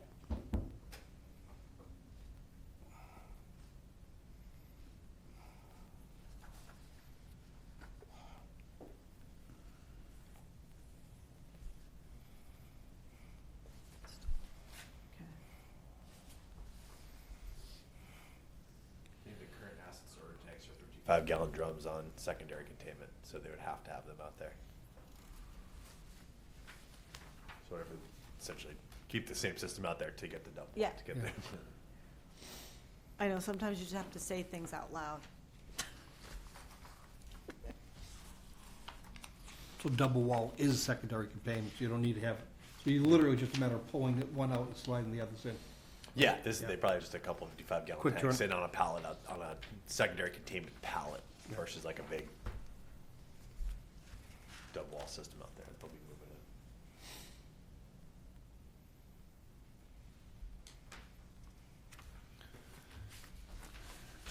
What kind of security systems out there? Well, there was locks, There are? padlocks, Okay. yep. Yep. Not any cameras? Do you have any cameras Not that I know of. where the padlock is? Not that I don't believe so. I don't we sure- think I so. think we just requested locks on everything so kids could. Yeah, locks at the minimum, I'm just thinking that probably that's, a camera system would open up a whole different problem. Teenagers. Maintenance and monitoring, yeah. We still have the high float alarm system in the trench, right? We still have that?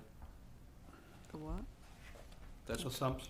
the high water float alarm system in the interceptor trench. Should the pumps fail and the trench fill up with water? That's part of the upgrades. That's part of the That will up- come with the acid tank, the new Okay, acid all right, tank, yep, great. Just want to make sure, it's, yep. I mean, some of these things can be done right away, I mean, it's, you know, right. Right. just wait for a tank to be delivered. Talking about condition 70, looks like we covered everything, but I noticed in condition 61, there was a requirement to log flow as well as pH and other things, and flow doesn't appear in condition 70. Is that by design or by omission? They are already recording total volume and flow rate currently. The owner shall con- Okay. So I think item 70 is the add-on things to Yeah. what was already in place. Yep, Okay. Okay.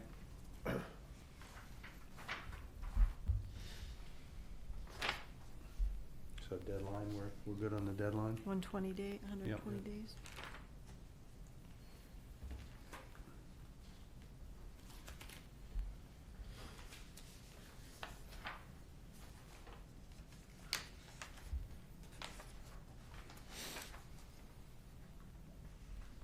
Mike, that LRT document for the 3 phases of work,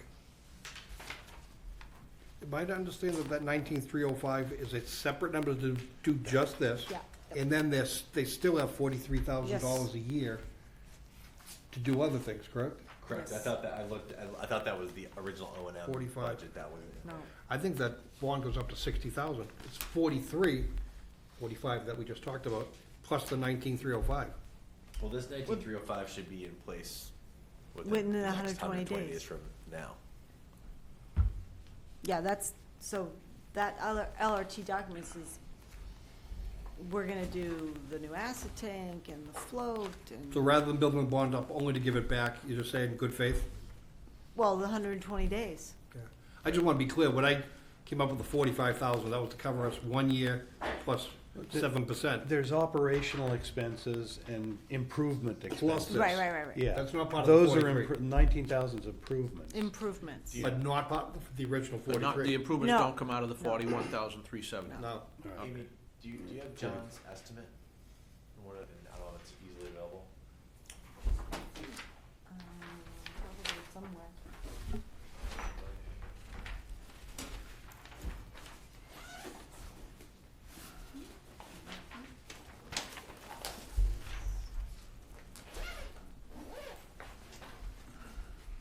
I think it was in the package we discussed last time. Is that correct? Oh, yes. Okay, now I'm just, sometimes I need to remember what it looks like.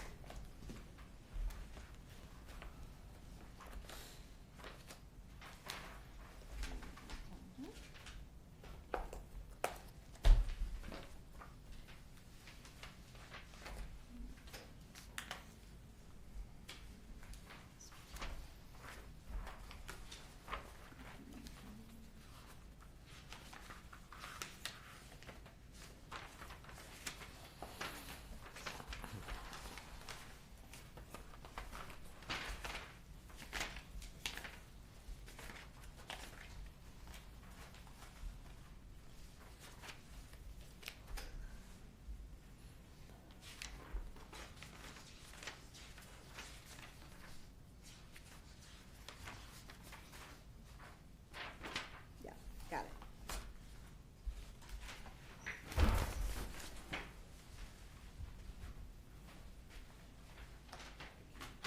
Oh, well, just.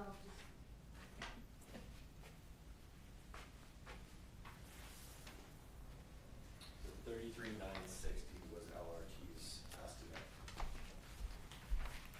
And then another 9,200 for GovCAM. That's probably the number you care more about. Okay.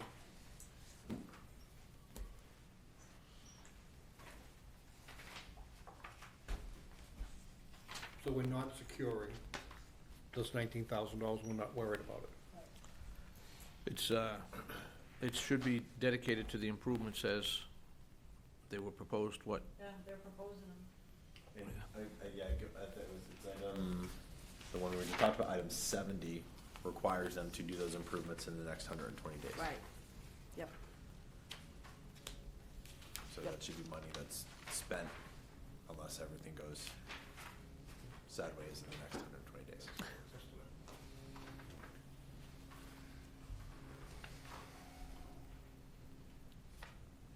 I think we saw this before.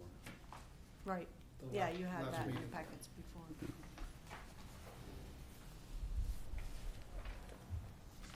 yeah, that's the escrow. 43,170 rounded up to 45. Yeah, that's Operating what, remember, costs. but in my mind, I was also thinking that those other improvements You're were thinking part about the of that. improvements, but They're not part of they're that. not part of this. And we're not gonna secure it. Right. I mean, I think that, yeah, I think that's already been, Okay. There you go. So we're on horn. All right. All right.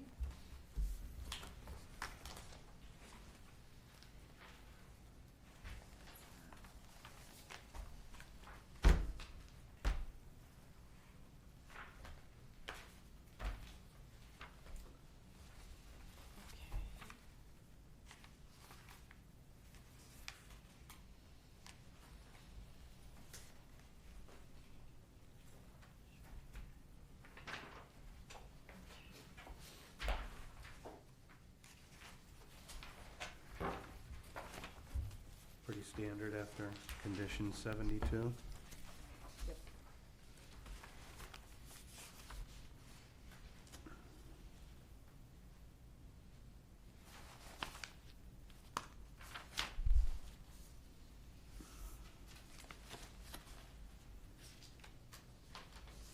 Most everything is straight up boilerplate.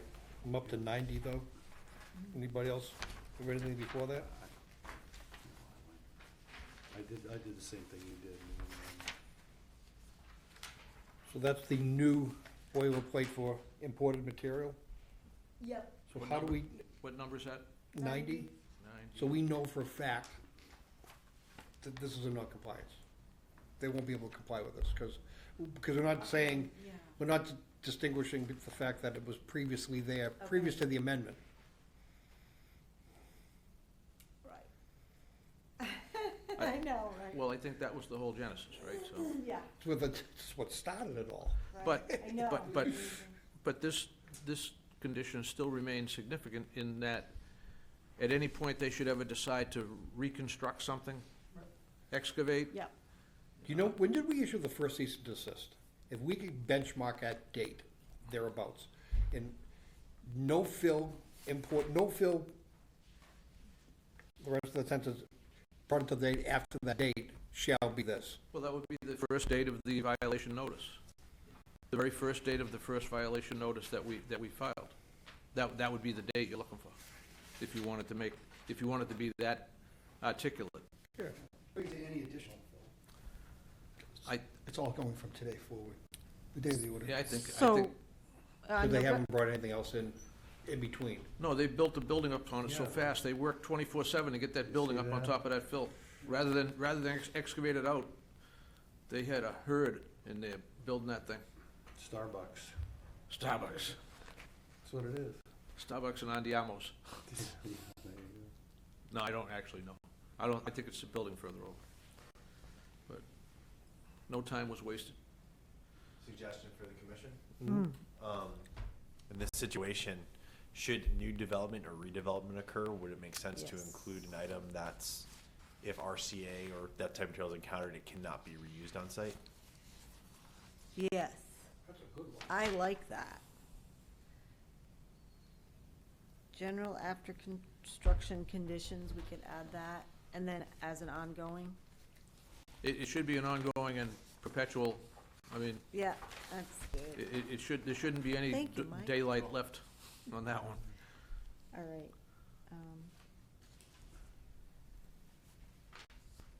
I think in the end, it would have been cheaper just to excavate it all out, I think you're right. you know? Then there wouldn't be this O&M plan for the next X amount of years. I mean, Shocked as successful as it has, filled up, can't believe it. no, but you know what I mean? Say, like, just get it out of there, you know? And that really would have solved it. Not now. Yeah, they wanted to hit the market, they were hitting the market. I get it. I understand, and it's not lost on me. It's just So getting it out is not advantageous? not, well, there's a building on top. No, I understand that, but if they would like to tear down the building and they're like, hey, we tore this down, this is a great chance to get this crap out of here. We want to get it out. Oh, that would be awesome. That's Yeah. the scenario I'm kind of envisioning, that if you have a redevelopment opportunity, Yeah. that you shouldn't be able to reuse that Should, material. Right. Oh, that would be Yep. a home run. That would solve everything. And I think it's not condition 90, I think we have condition 90 as it is. That almost becomes its own separate condition under after construction, your perpetual. Right, oh, That's where- absolutely. that's where it belongs. Absolutely, So- yes, yep. So generate it. Any subsequent redevelopment or Excavation. any excavation? Any excavation. On site, Any excavation anywhere on site. That encounters recycled concrete aggregate. No, it doesn't have, I don't, Any soils? any excavation is gonna require an analysis. Test borings, if you will. Before you excavate, you better send a probe down there and tell us what's down there. We already know what we don't know, as I started to say earlier. The things that we don't know are the scariest things. And that's one of the things we don't know. Because there was a lot of non-jurisdictional areas that didn't get excavated out. So what I do know is that whenever that is in the future, it makes sense to tear a building down and put something else in its place. You're going to disturb foundations and disturb soils. And we won't have any of these protections in place at that time. Any excavation, And maybe wouldn't even have no over conditions of that, but it might be done far enough away. Joe, think of it, any excavation is gonna invoke the Shaney Boulder effect, and it's gonna disturb the flow down there that we can't see. We know it's moving around, we know it's established a pathway, we know it's going to a certain spot, but that's down here, we start digging up here, we change the whole direction of the flow. So let's not predict what they might or might not do. How about just simply extend our jurisdiction forevermore that any redevelopment of the site, regardless of being outside the 100-foot buffer zone, shall fall in the jurisdiction because of the likelihood of encountering unsuitable materials. Okay. Previously concealed unsuitable materials. I mean, I think that that's And just, just leave it that some future commission can, they have to come before them and prove it. yeah, it'll be Star Trek that does it, but let's put it in there. Won't be me. It won't be me. No, I can already tell you who it's not gonna be. I can already tell you who it's not gonna be. Right? Oh, my gosh. All right. Although never say never, Joe. But Never thought 30 was gonna happen. to Commissioner Manzi's point, to add to that, so no reuse unless it's demonstrated it's suitable for unrestricted residential use, something like that. That's what we It- just said. Say it again. So we said no reuse of material on site, and with a caveat to Commissioner Manzi's point of unless it can be demonstrated that the material is suitable for unrestricted residential use. And we could probably put a caveat on pH that the pH has to be pH has to be 7. Well, if they wanna excavate, they have to comply with condition what is it, 70? Well- I think we just extend jurisdiction. I, You do anything, even though you think you're outside your 100, because you might be. Yeah. But you extend your jurisdiction across the entire site and specifically point out because of prior activities. Yep. Of burying unknown quantities of materials and unsuitable materials in unknown locations, we inflict our jurisdiction to that point, and any future activity needs to come before the commission. and see if this flies. Prior to any excavation taking place, test borings need to be Yeah. completed. Then excavation can take place. Because a test boring might solve it all. That's right. Is that appropriate? It's the things we don't know that, you know. Right. We should have smelled a rat. I know this is stupid. We should have smelled a rat 5 years ago. When they brought the original development plan before us, and the original stormwater plan and everything, and then they came back a year later to amend it, and the amendment called for the excavation and removal of millions of cubic yards of beautiful, material. beautiful material. Good material. The kind of bony material that people that are building houses will give their left nut for. And all that went out. And we're all sitting there saying, we're asking the engineer, saying, well, what's your proposal? Well, we're gonna change the stormwater, we're gonna raise these structures, we're gonna put these things here, we're gonna do this, we're gonna do that. And it didn't click. None of us figured out what they were really up to. Next thing you know, there's this crap all over the place. But we should So have they smelled the sold the rat. good stuff and then, They took the good stuff The good out, stuff and sold excavated, it. they went down 8 feet and trucked it all out of there, millions of dollars worth of fill. And then brought in the stuff that they got for nothing because DEP said it was good. yeah. That they But were I- paid- but that I they were- digress, I'm That sorry. they were paid to take. Yeah, okay. I don't know that, I just, So Joe, I don't know if we can, I mean, we can articulate a rationale on why we think we have jurisdiction over the whole site, but we can't put in an order of conditions, we have jurisdiction over the whole site. Well, we did on the amendment itself.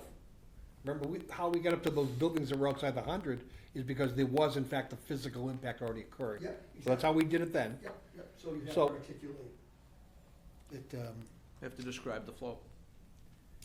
The spaghetti Yeah, channel. based well, on, I think just the way you did, because the of monitoring because of well. the impact that has already occurred, based upon events going on. Not that it might happen, it's because it did happen. Right, that have gone out outside 100 feet, that have affected the wetlands. The Conservation Commission looks at the entire site as jurisdictional at this point in time, especially based upon the mitigation efforts that are already placed all over the property, right? Because a lot of those mitigation efforts are outside of 100 feet, I imagine. Or are they all within 100? No. The trench is in the 100 foot. Yep. It's actually. During construction, Yeah, there were other things that were outside the 100. Yep. Building, the front building, whatever number that was.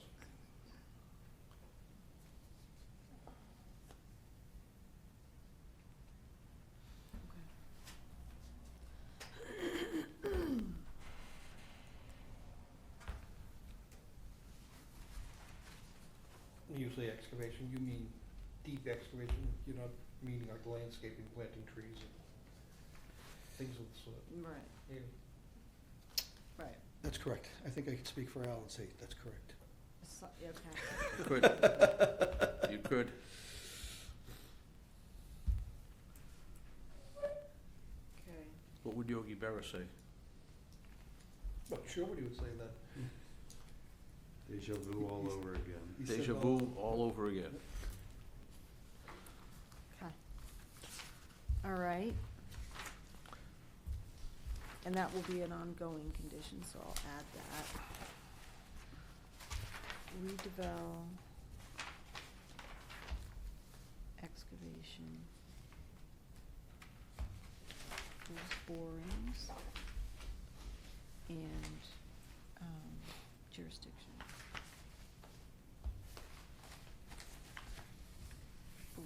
Entire site.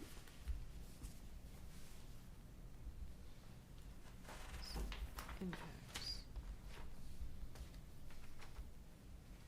Demonstrate.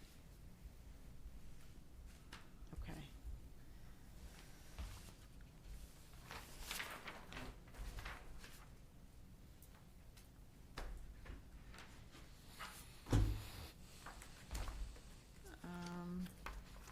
So, Is the language, all Jack's language in there, or? yeah, I wanna, that's something I wanna talk about in terms of the shutdown criteria.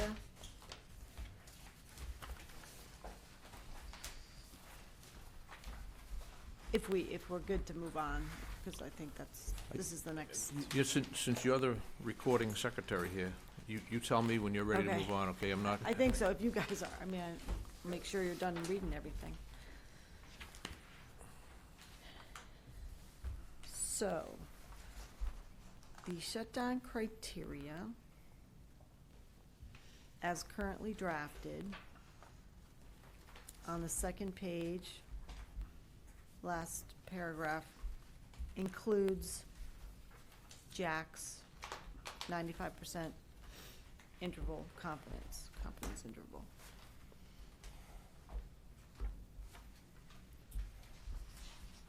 Just call that the Maven approach at this point. what, on the back here? No, the actual criteria, Okay, second page at the bottom. okay, got it. Yeah, we need to number these pages. And this will now be known as It's not my report. the RCA syndrome, Well, Might be instead of now. China syndrome. Yeah. But yes, we should know. Maven's gonna be taking a seat next to the Shaney Boulder effect. The Maven criteria. The Maven criteria is gonna be recorded as, with the Shaney Boulder effect et al. so I'm wondering, I think we should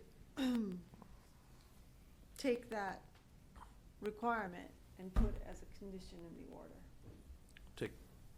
Take the 12-month, 95% confidence interval and Okay. turn it into, I mean, Give it, turn it into a condition yes. Versus what, how else were you gonna do it? versus just Referencing? referencing. What was the conditions there you go? Yeah, let's make it a condition. You agree, Jack, if you're, Yeah, yeah. I'm just trying to figure out where. Yeah, I'm not sure where that goes either. So, I mean, it could be an appendix. it could be its own heading. It could be an appendix, or it could be its own heading. that's true.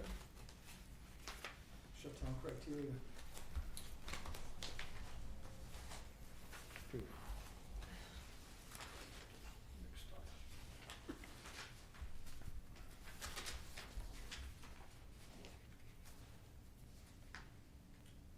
Could go after 63.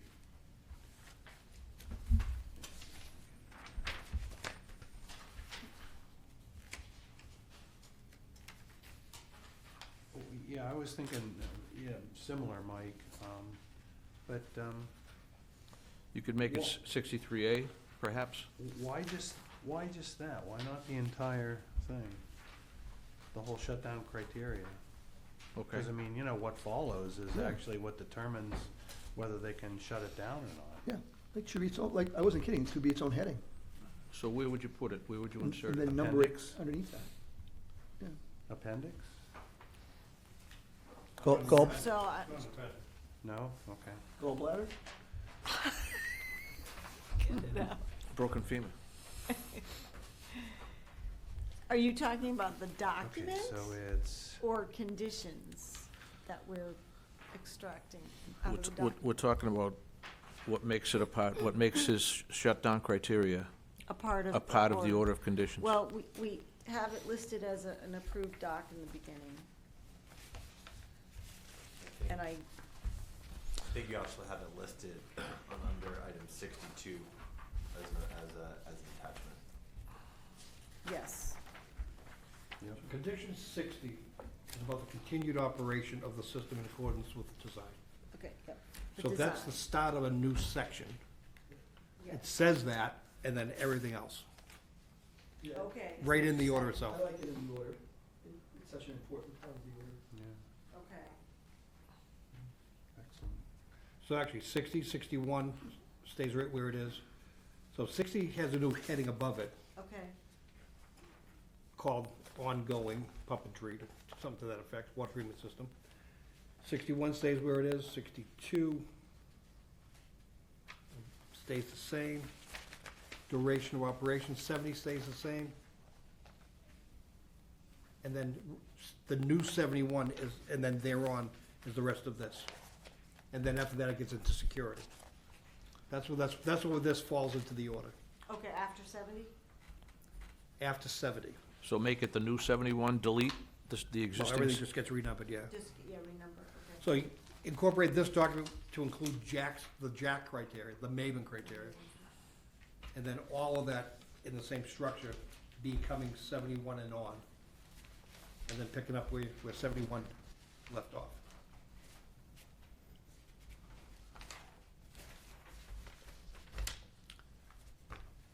And Because if what- it's right in there, you stand a better chance of them not missing it than it was in the appendix. They shouldn't, but they, So what should the new 71 say exactly? Is it start with? 71 is gonna be this document with Jack's amendments. Shutdown criteria. The shutdown criteria. as Shutdown discussed criteria. tonight. Yeah, that's in here.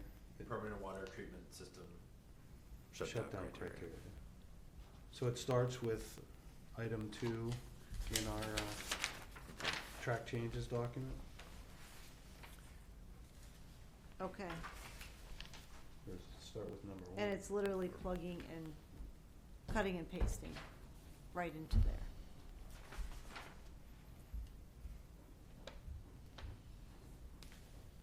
It should be exact, Yeah, verbatim. what you said. Word for word. So, That too? so, so I like that, that better. that section 2, permanent water treatment system, permanent shutdown criteria. Yep, Get rid of the first permanent. yeah. Yeah, you're right. Oh, you should have caught that. So is that number 71 with the 7 points below it numbered A, B, C, and D or something? Or are we gonna have 71, do that. 72, 73? Yep. Probably, they're kind of subsets. Sub of that, so Yeah. I'll tier it, Yeah, so yes. number I 2 like that. changes to number 71, condition 71. Mhm. Yeah. All right. And then A, B, C, D, whatever.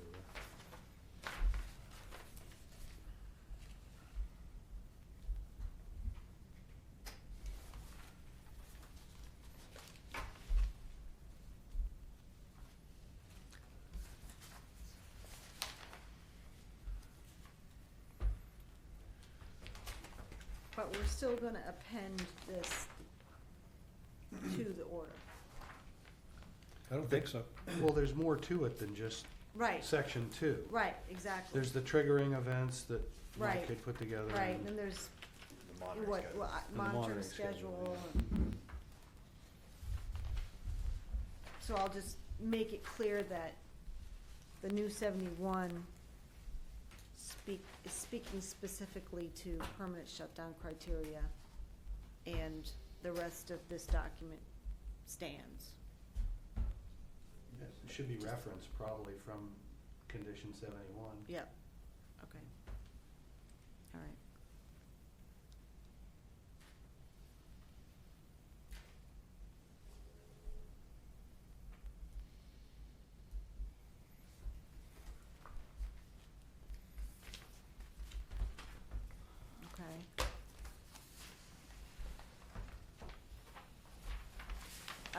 so what else?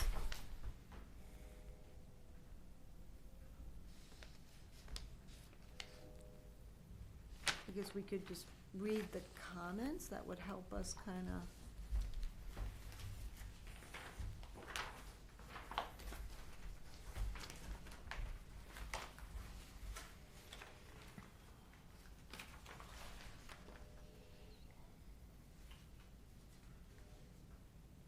So I can provide a little color. Yeah.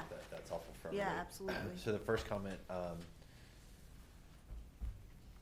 where we land on this is most of the items have had some back and forth, and I think this would be considered the kind of the final back and forth. Yeah, right. So the one of note for commission's input is item 3, surface water monitoring. Council had requested that the limits of 6.5 to 9, so this is for surface water monitoring at the 4 surface water locations, SW1 through SW4. Council had suggested that the other limits of 6.5 to 9 with an average of 8.3 or less be applied to this criteria as well. It's my recommendation that not be applied, that 8.3 or less be maintained in this as an individual reading, because for this particular condition, we're only talking about a 60-day monitoring period with one water quality testing event once per week. So you're talking about maybe 8 to 10 monitoring events. And in that sort of situation, my suggestion would be that you look at the individual pH readings, not averaging, because it's more important, because you're looking actually at 2 things. One, individual readings at a much less frequent interval than you might be getting for the other systems that are reading every 6 hours, every 4 hours.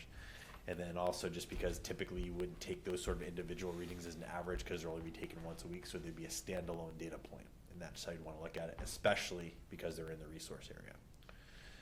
So if we were looking at 6.5 to 9, also, if you're at 9 in one of those, or if it's over, well, then you're already in violation of the EPA standards we're looking Standards, for. yeah. So that's my rationale for keeping 8.3 for that criteria. And that was originally proposed by Sanborn. Correct. Okay. So we're not incorporating that comment by attorney, that change? That's my suggestion to the commission, that 8.3 be kept. Correct. Yeah, Mhm.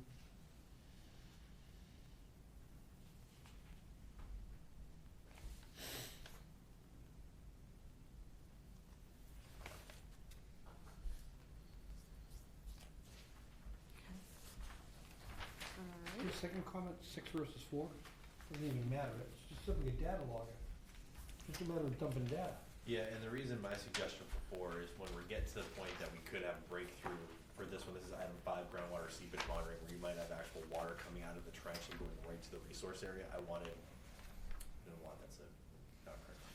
would hope that we would have more frequent data and to kind of catch anything that might be sneaking through.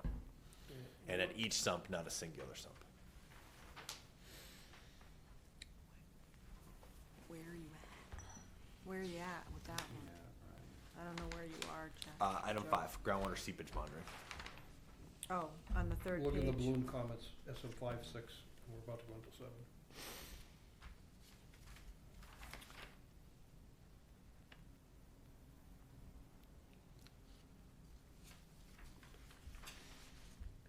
The 1 sump versus 4 sumps is comment number 4. This one, 4. Comment number 3 and 4. Yes, 3 and 4. So we're gonna do all 4 sumps. I think that's important. So we're back under item 1.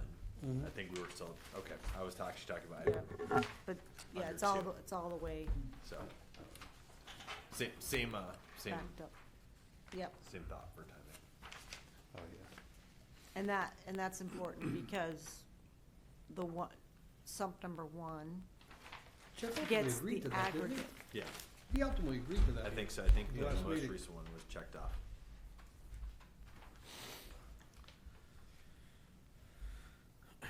We stand at 4 hours or going to 6? Yes. Stand at 4 hours. So keeping it as drafted.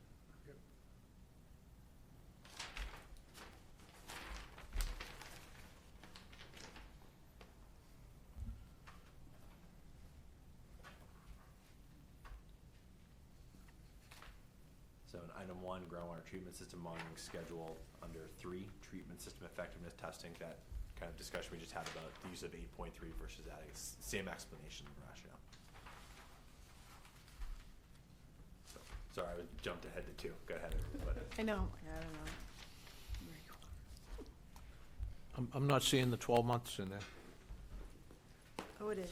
It's in there. Okay, I got it, never mind, bottom, Yep, here it bottom. is, yep, all the way down the bottom, 12 continuous, sorry. Okay.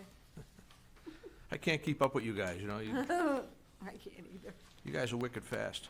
ping ponging everywhere. Yeah. Okay. I think those are the only comments. Did I miss any, Amy? SM6, which is on third page. Yeah, that was the one I was originally talking about. Oh, okay. 8.3 versus use of 6.5. Got it. That got Oh, inserted. all right, okay. In both those cases, That's, because they go right to surface water, I'd suggest keeping it at 8.3. Okay, yep.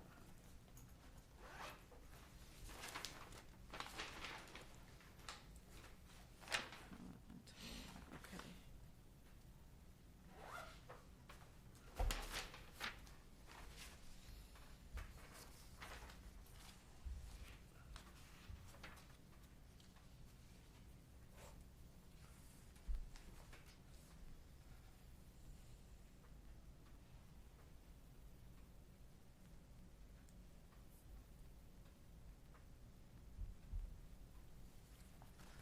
So, to this document, we would add page numbers, and I would propose that we would date it 4/10/23. Does As that an make attachment. sense? Yeah, The groundwater treatment system operating and maintenance schedule and shutdown evaluation criteria? yes. Yes. Where will it be annexed in? 71? Yep, and it will be attached Attached? for And recording as well. Who issues this document? Should this come from the owner as final? Well, if we If we restate the roll order that conditions- dice, Go ahead, what do you say? if we roll that dice, I think we would just take this and just make it conditions. Instead of trying to revise a document that someone else wrote at Sanborn Hill. No, and we should- And then calling it our own. No, I we thought we should, were there a while ago, that this was gonna be just new conditions. yeah, a whole new condition. It's got to be inserted as a whole new The condition. entirety of this document Yeah, and will if, be inserted and if we as do, and there's- I conditions. think it's harmless to also make it an appendix, but why? It's redundant. If you've already stated everything exactly the way you want it, this only serves no purpose as an It- attachment. But it should be retyped and inserted as condition 71. Not attached. Correct. Oh, yeah, absolutely. That's Not what we- attached. That's It what should I thought we were. It should be, Okay. it should be Gotcha. typed in as condition 71, as amended, as drafted, as voted on. So on that note, would that also, the O&M criteria that precede the permanent shutdown criteria, should those also be a component of the order of conditions? Because right now, we're just talking about the 71 was the permanent shutdown criteria, Not the trigger. not the ongoing operation and maintenance. Item 1 in this, which we just kind Item of went through. So The just, whole- correct. The whole thing. just wanted- The entire thing is Yep. gonna turn into conditions. right, because we were talking about. Yes, seven- yes, Amy, yes, that whole thing is a condition. Okay, got it, So 71 and 72, all right. right? 71 Yeah, or being- 71, ABC, ABC, 1I, whatever, how Yep. it Yeah, shakes out. 71 would be groundwater treatment system monitoring schedule, and 72 would be water treatment system permanent shutdown. exactly. Yes. Just want Yes. to make sure that. That very last section of permanent shutdown, the triggering mechanisms, triggering events, excuse me, I disagree with Jeff. I mean, you must too, Mike. That is not redundant to two. It's a completely different thing. This talks about if the treatment system fails, you're gonna have environmental impacts. You're saying if you see calcite. Two different things. Yeah, agreed. Yeah. So we just disagree with Jeff. But it's important that whole condition, that whole thing stand alone, As conditions As- in the order. as a condition of the order, not as an appendix Right. or a side Not order of agreement. standalone, be It's incorporated in. none of it, not incorporated by right. reference, but an actual, Do we put the summary of triggering events Yep, as condition 73? yep, Okay, yes, okay. yep. Yep,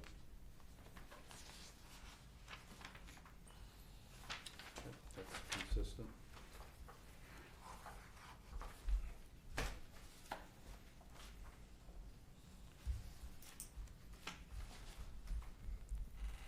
the entire Mabin criterion that needs to be in there. I only had a small part of it. Your small part is a condition. There you go. All right, I think that's a good way to do it. Yeah, it is a good thing. Yep. Okay. So I will scour to make sure. And, I don't have it like attached here too. We- I'll just revise accordingly. you, I won't call it a document anymore in these conditions. no, we're- It's a reference It's- document? I'm not going to. Yeah, right. No. I'll scour all of those out, and it's just conditions. you can keep it as work product if you want, but it's a condition. Yeah, And it shouldn't be anything else but. right. And Yes. also, I just want to mention, we have to find a way to incorporate the enforcement order or just allow the enforcement order to remain open pending everything. Yes, Pending the appeal period, Yep, the whole 9 yep. yards. yep. So if, Which means- I recommend we take no action on the Take enforcement exactly what I order. was gonna Yeah, say, leave no that alone. action. Just so Okay. long as, because it's on the agenda. Right. My recommendation, and it sounds like everybody, is to take, we're gonna take no action on that. So moved. Okay, Second. do we want to? Motion and a second to take no action. All those in favor say aye. Aye. Opposed, and that's unanimous. We take no action on enforcement order Okay, for 2421692. So I move that we adopt the amended order of conditions as amended. Second. Motion and a second, discussion? Recommendations, concerns? I hear none. All those in favor say aye. Aye. Opposed, and that's unanimous. The order is adopted as amended. great. Logistics, you're gonna get this out Wednesday? No, the 10 days after, good, The you tell me. 19th is the expiration date, so Okay. I have till next week, but Okay. I'll, you know. Give yourself a little time. Oh, yeah, no, I'm gonna go into Zen mode. But you are gonna be chasing signatures probably. No. Yes, right now. All right, what, How about I chase right now? hold on. What are we doing? Signing in advance. Signing All in right, order. I have a motion to adjourn. Second. A motion and a second. All those in favor say aye. Aye. Opposed, and that's unanimous. We stand adjourned from special meeting 1210 Osgood.